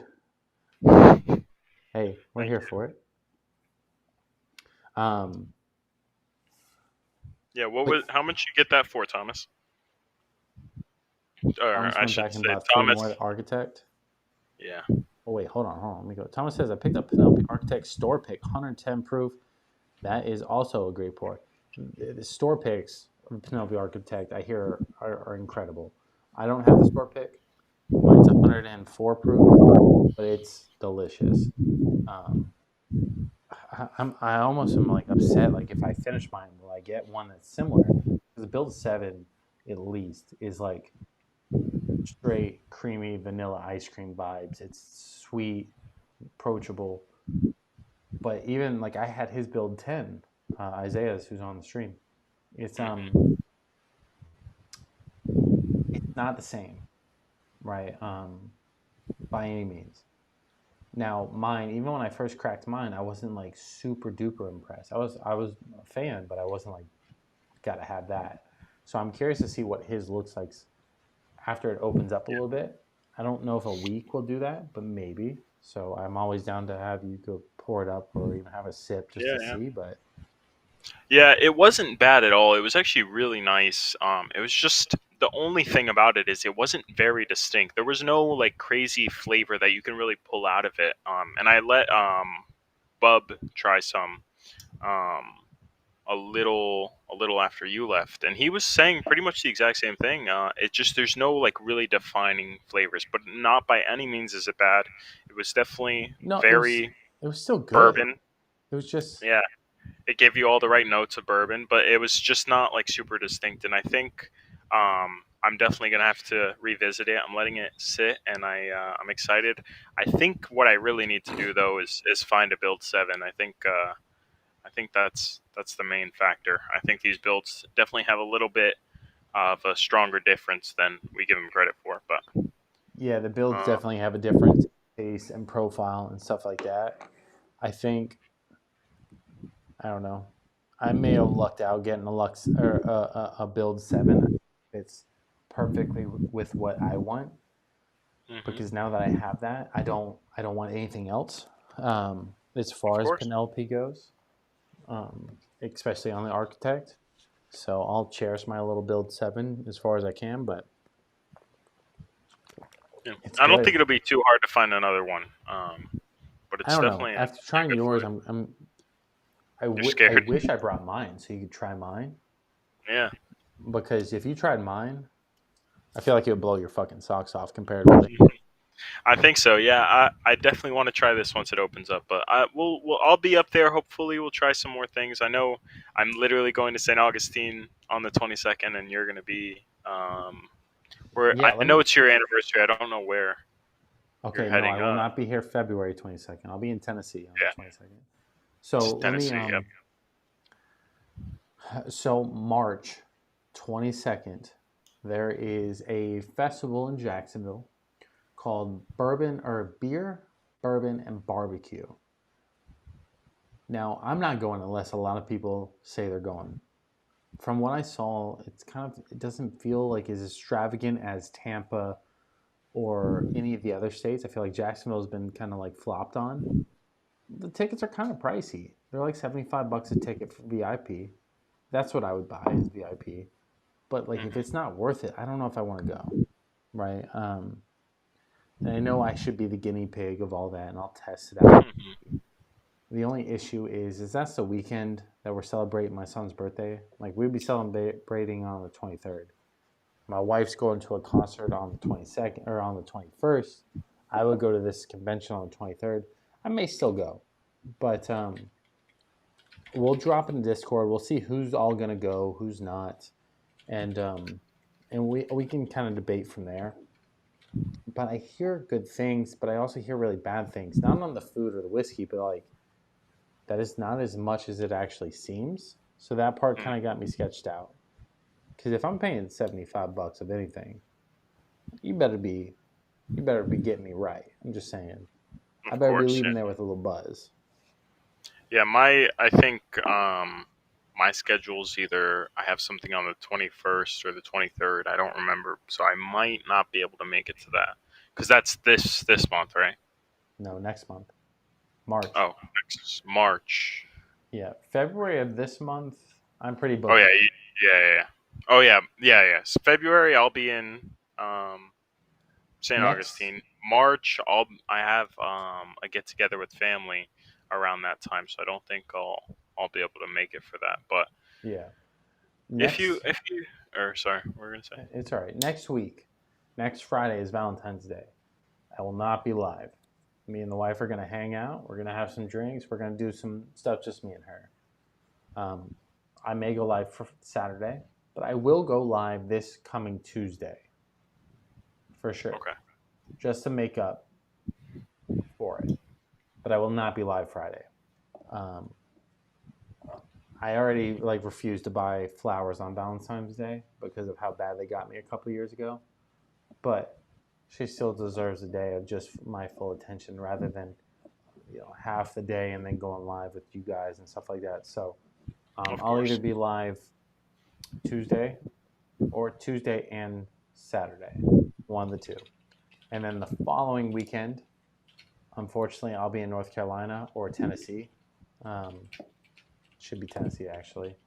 So I may have to reschedule that live stream as well. But then after that, we start opening up a little bit. So yeah, we'll figure it out. Obviously, if you guys haven't already, subscribe to the channel, turn the bell on. We go live different times, but most of the time it's Friday at 9 p.m. Eastern time. The Megs, I can't read that shit. It's too small. The Mega Bear says, how hard is it to find Eagle Rare where you're at? So I'm in Jacksonville / St. Augustine, Florida. Eagle Rare is a little bit harder to find. It's not just sitting on shelf. So say if you can hit a Winn-Dixie or a Publix at the right time, you can get it for MSRP. But beyond that, you're not getting it. So I've been able to find one bottle over the past year. My answer is a little different. Obviously, I'm between like Tampa and Orlando, but I can go right now and pick up a bottle for $60. It's just a little more than I want to pay for it. So I definitely just hop in it, like you said, at Winn-Dixie. Yeah. I'd buy it for $60. Now I could right now. Only because it's like one of my favorite for Buffalo I've Trace. been debating it only because I'm scared of that 12-year. If that comes out and they stop at the 10, it's like, oh, I should have bought that. But no, buy one. I think that's my issue now. It's like I have the empty 10-year bottle. Yeah. I don't want this to be the last time I had an Eagle Rare 10-year. If they're going to come out with a 12-year, I'm fine with that. But let me have at least a little bit of 10-year to talk about later on. So yeah, I could go buy it right now. They're still open. $60. Thinking about Barb says, man, watching you think about some ancient age, just picked some up because I'm low on dough, but hey, I gotta say it's pretty good. Hey, Barb, nothing wrong with a little ancient age. Nothing wrong with a little budget whiskey either. Sometimes I drink some high proof stuff. Sometimes I drink some more expensive stuff. Did my camera just die? Yeah. Damn. Well, I will say 3 hours in, and it finally died.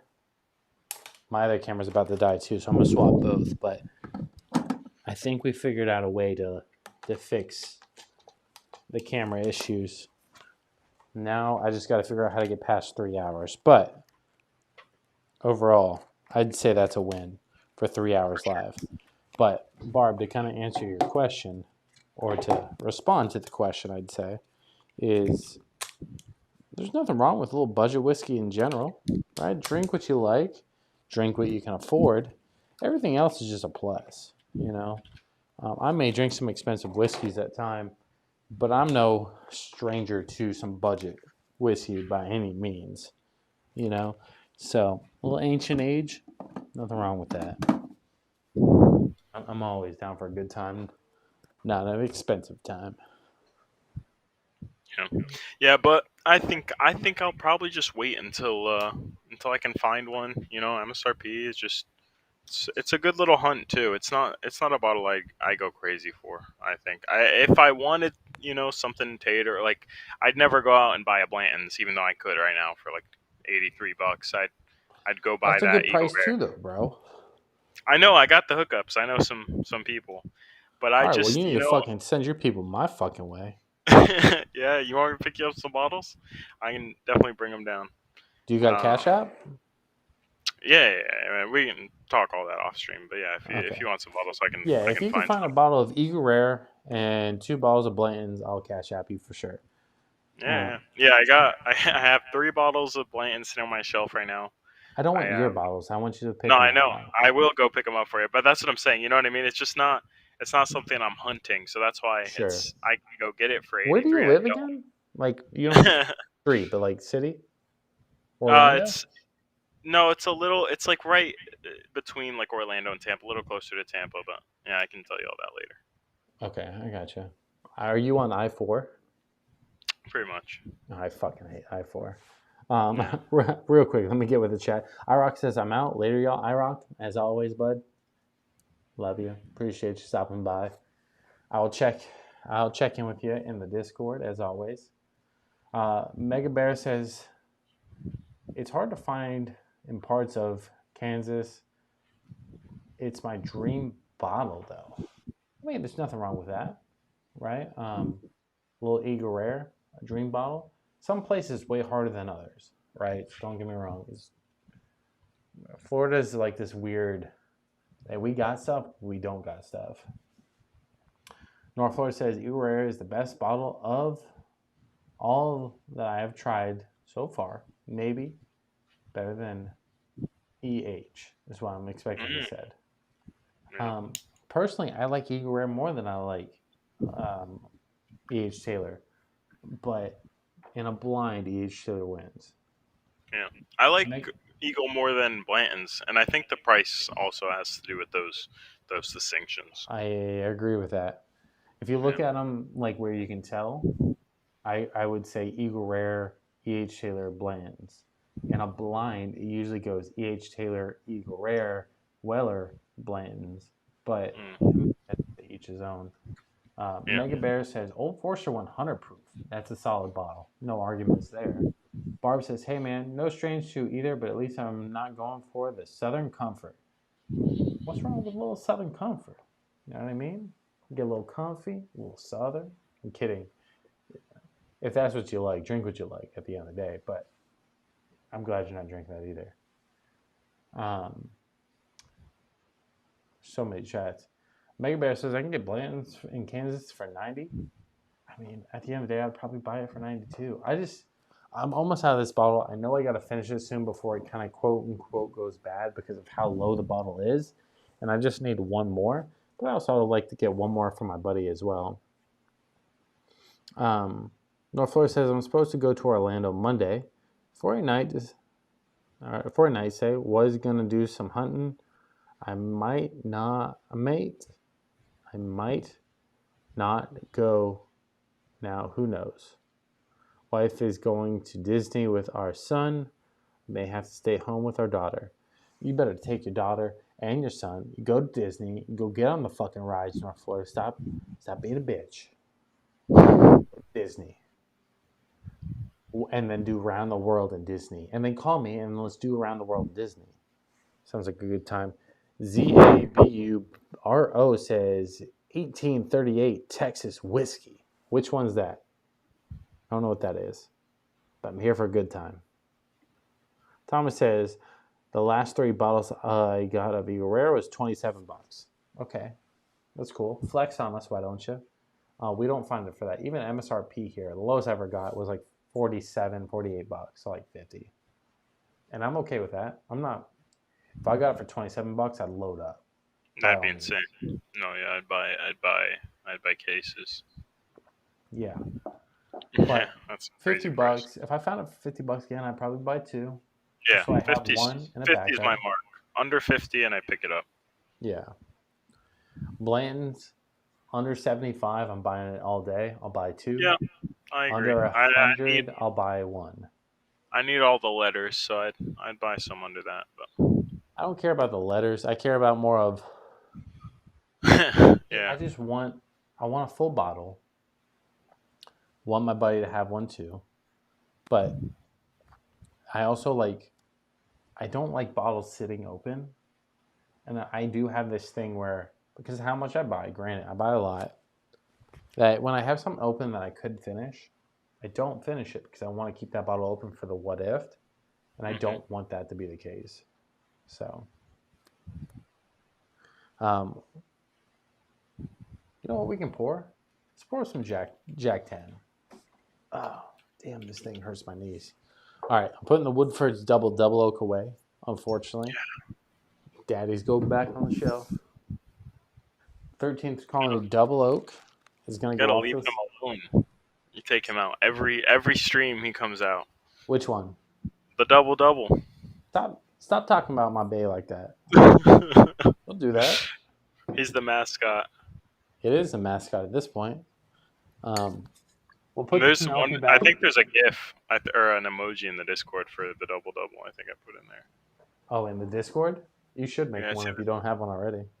It's either the double or the double. Let me see. Boutwell says proper 12. I love a good proper 12 too. I just don't have any right now. I mean, this sounds stupid as fuck, but I love Conor McGregor. It's my favorite fighter ever. I could go on for days of stories of why, but I don't need to justify myself. Yeah, you don't. Yeah, I'm not going to. But the proper 12, I don't know. It's very. I'm not saying it's the best whiskey. I'm not saying it's the best whiskey. No, they did a good job marketing that. What did they call it? Oak flavor, where it's just like super. Yeah. Again, I'm not justifying why, but let me wrap myself in a little Irish flag. Let Conor be on the fights at the end of the fight card. Let me get some proper 12. That's all I'm drinking because I love it. Isaiah, do you like watching the fights or no? I watched that fight. The one fight a long time ago. Okay, you can say no. It's okay. There's nothing wrong with that. But what was it? Wasn't it? There's fights every other weekend. No, it was the crazy one, like almost 8 years ago now. 8 years ago, bro. Just say no. What? It's okay. 5 years ago. It was like Conor McGregor versus like Floyd or no, Floyd Mayweather. Yes, that was a boxing fight. Or Conor McGregor versus Khabib or. Versus Cowboy Cerrone, Nick Diaz. There's a bunch of stuff. But it was the old one. Me and all my buddies got together. We went. We watched. I was in high school. So I'll give you the quick version. Me and my buddies, we used to go to Buffalo Wild Wings to watch the fights. Simply to watch Conor. We started getting a little bit of money. We started watching it at the house when we could afford it. My buddy also used to do the same thing, but he'd go to Buffalo Wild Wings. He used to watch outside the window, so he didn't even have to go in. But that's when you know, like, you're like an actual fan, you know? And I understand Conor's not the greatest thing ever anymore, but back then he was. You know, it was a great thing to watch. So it's just a fun time. right? And that's all I'm looking for is a fun fucking time. So proper 12, a little Irish flag. It sounds like a fun time to watch a fight, but that's all I'm waiting for. So Tug says, y'all talking about $100 bottles, and if it's above 80 or 75. Meanwhile, I'm over here like it's 30. I'm gonna have to take out a second mortgage. I'll send you back that money you sent me. You make me feel bad, bro. Tux just bought a bottle of Blanton's and Super Chats. He did just buy a bottle of Blanton's and Super Chats, and I appreciate it. But like, I'll buy you the bottle and send it to you if you want me to. Bro, Nofoy says, I remember Joyce Gracie. Don't age yourself like that. Because you used to watch UFC on videotapes. Facts. Getter Gooder says, hello, brother. I'm a little sauced up right now. Well, welcome to the stream, baby. Happy Friday. Glad you guys are here. Anybody in the chat, if you haven't already, sound off, drop a little like, subscribe to the channel. And also, as always, let me know what you're drinking on, because I'm always curious of what y'all are sipping on. Maybe I switch to it, maybe I don't. Yeah. Happy Saturday, by the way, everybody. Happy Saturday. Yes, we do have Isaiah in the call-in line. You can't see him or his pretty face, but you can hear him. I'll definitely have to get a whole setup and be able to get my pretty face on there, but yeah, you don't have to do that. It's just or maybe I'll just come there one of these days and be. You think you can handle the stress of being in the studio? I was trying to remember like what it's called, that beautiful spot right there. It's the studio. Bro, half my lights. So I had it to where my lights would flicker whenever I got like a super chat or a subscriber or something like that, but it looks like it's not necessarily working properly. So yeah, it's like half purple, half white. Yeah, I'll look into it. I don't understand. So if I throw a little test, all goes white, and then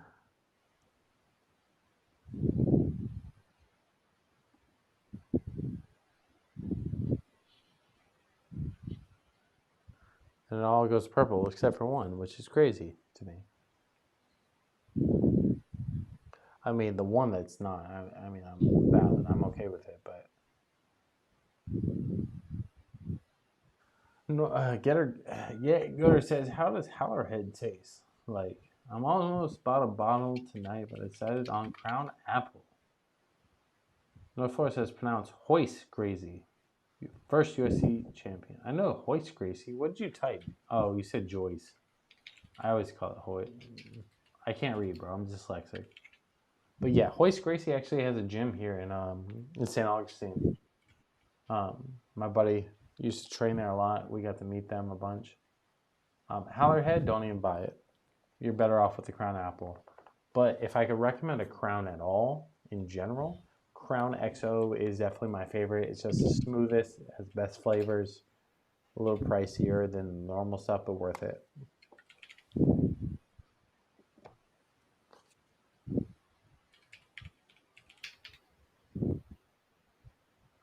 Anyways, so let me check the Discord real quick.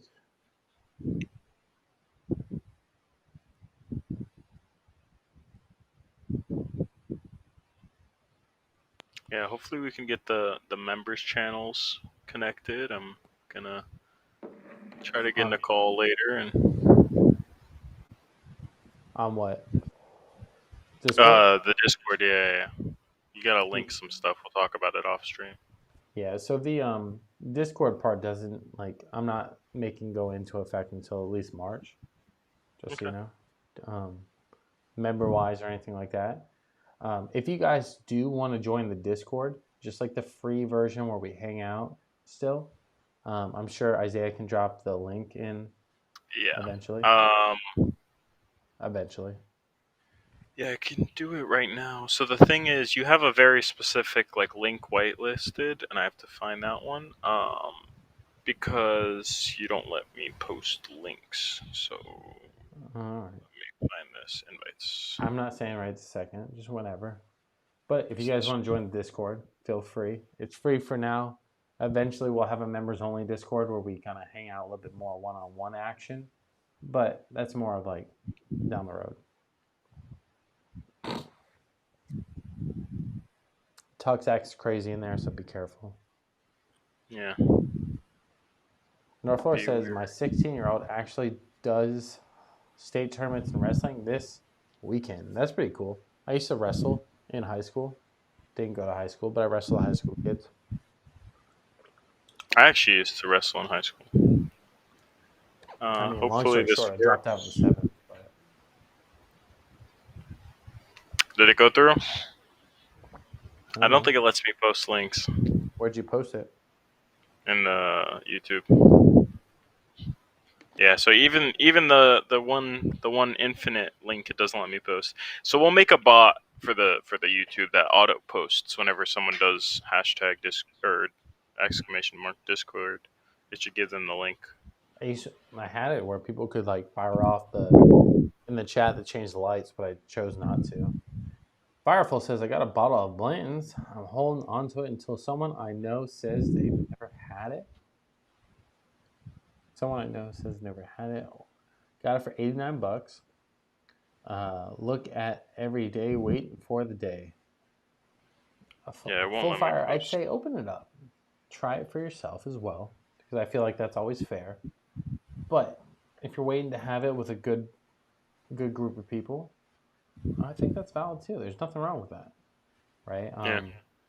I'm definitely on the waiting side. I like to open bottles with people. Like I say, I know a lot of people also say it, but I really, really do think that whiskey and bourbon is about the people. So I don't think that's a bad thing waiting for it.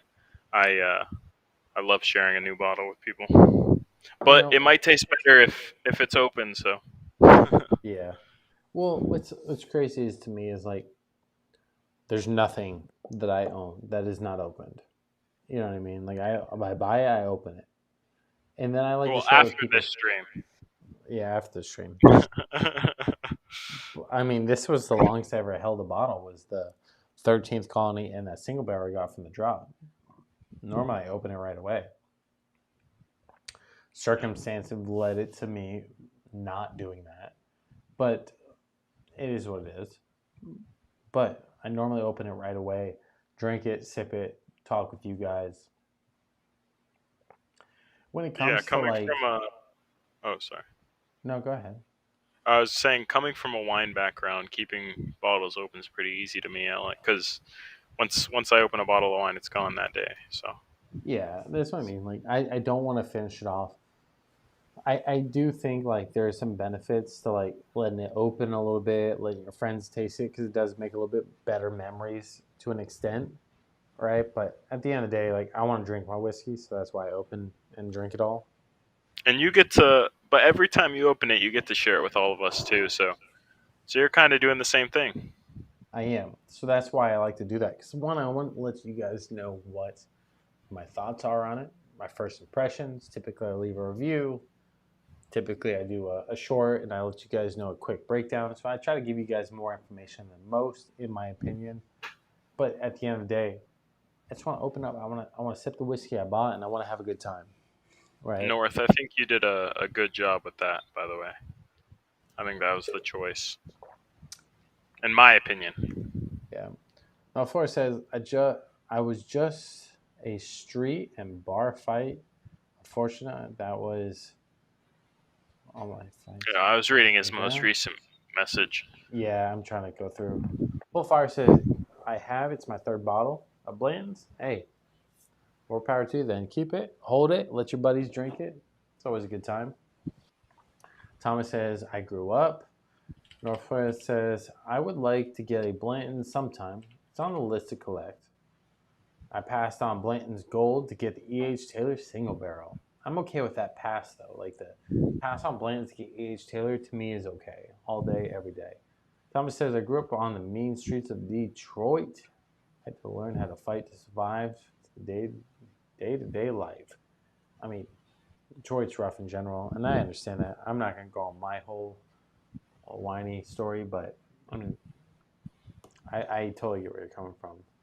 North Force says, yeah, Tom, that's how it was here. Sometimes people have it a little bit rougher than you, and that's fine. You know, when it comes to like bullshit, I've had my fair share. And that's where I think like whiskey kind of comes in as well, is like it allows you to share something, allows you to have a good time with something as well. God damn.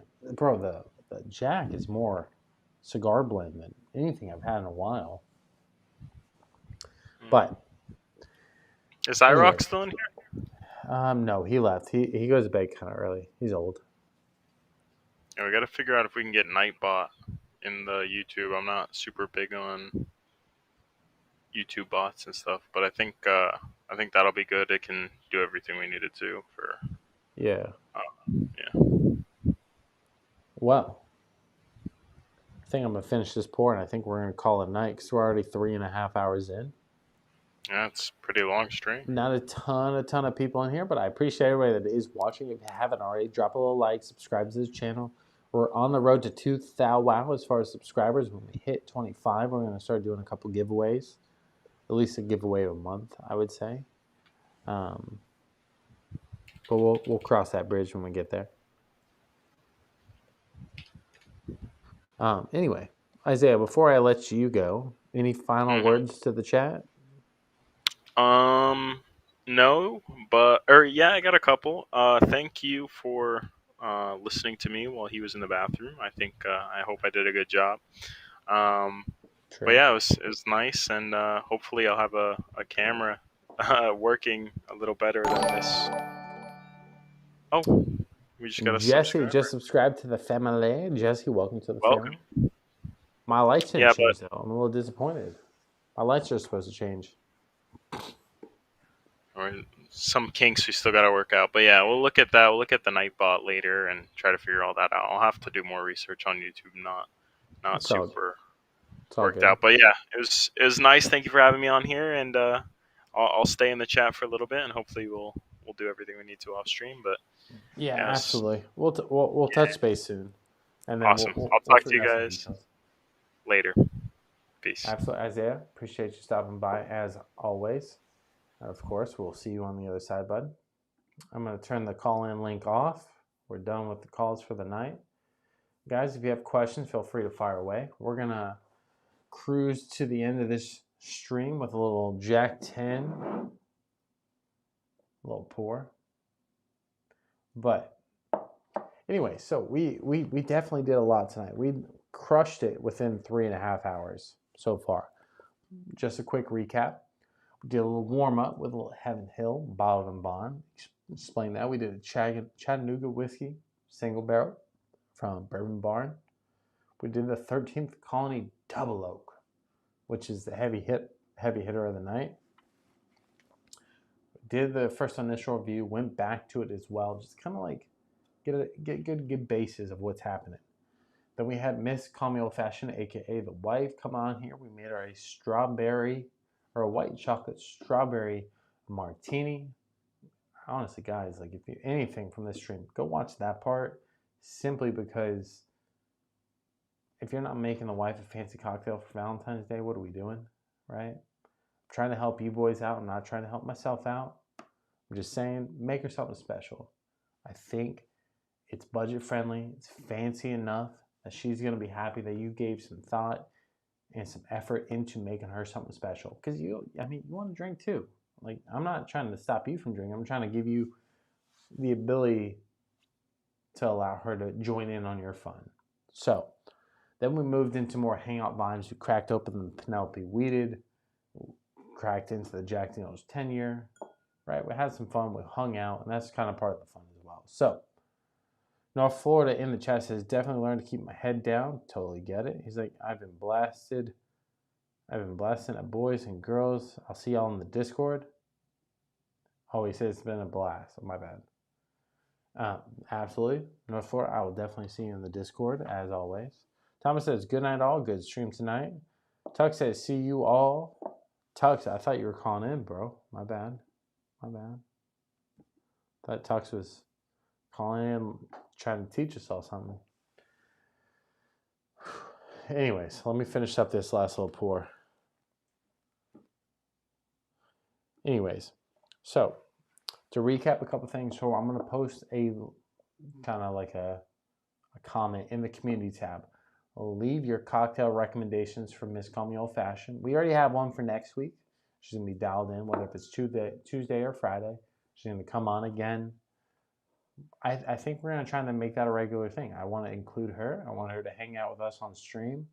Not just you guys, but me as well, right? And I can make her different cocktails, or she can teach us a cocktail, right? I thought it'd be easier to wean her in if I just kind of like took over and did the cocktail, made her something fun.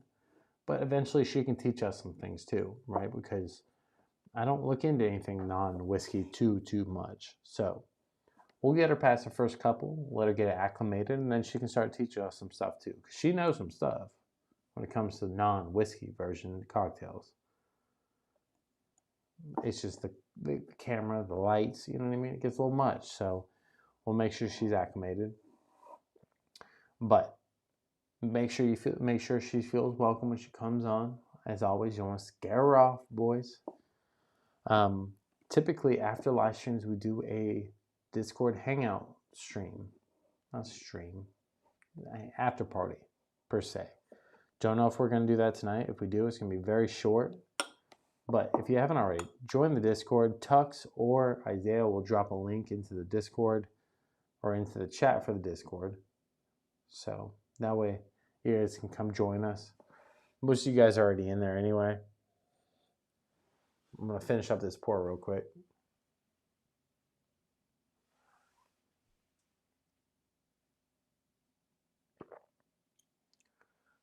The Jack 10 is so good. But it feels so like,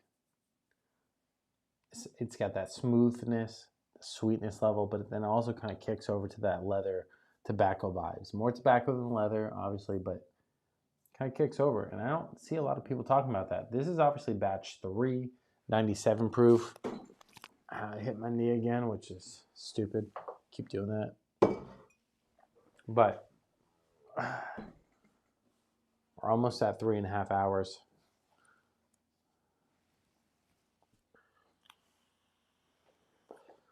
If you guys have any final questions, feel free to drop them in.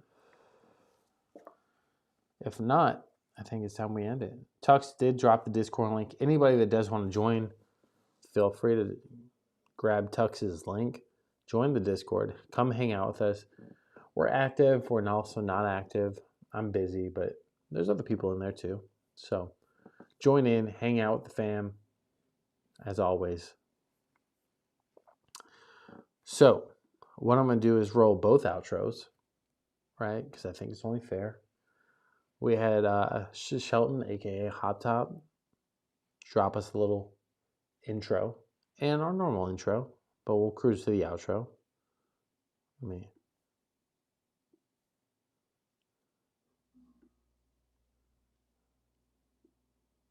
we go. Now I got lined up.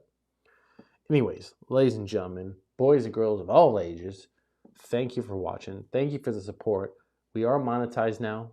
So as always, if you want to join the members, feel free. If not, March 1st is going to be a big day for the members. We're going to do giveaways, all types of shit. So make sure you join that. If you haven't already, like, subscribe, do all that jazz. And I will see you on the other side. John says, old beardy boy drinking by himself as usual. That's how I like it, baby. Let me pull his over. He's got that Buffalo Trace in the picture.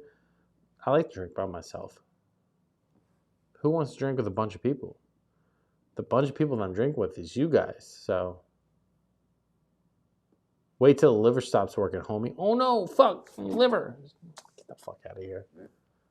I don't drink that much to where my liver would stop working. But if it does, what a way to go out. So, as always, he says I'm drinking poison. Bro, you got Buffalo Trace in your fucking picture. What the fuck are we talking about? Comes in here going, oh, my fucking vagina hurts. Come on, stop it. If I'm drinking poison, then share a fucking pour with me, baby.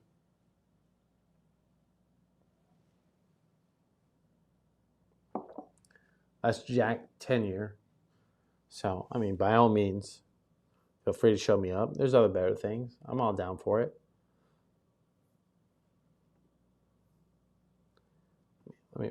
Let me do that.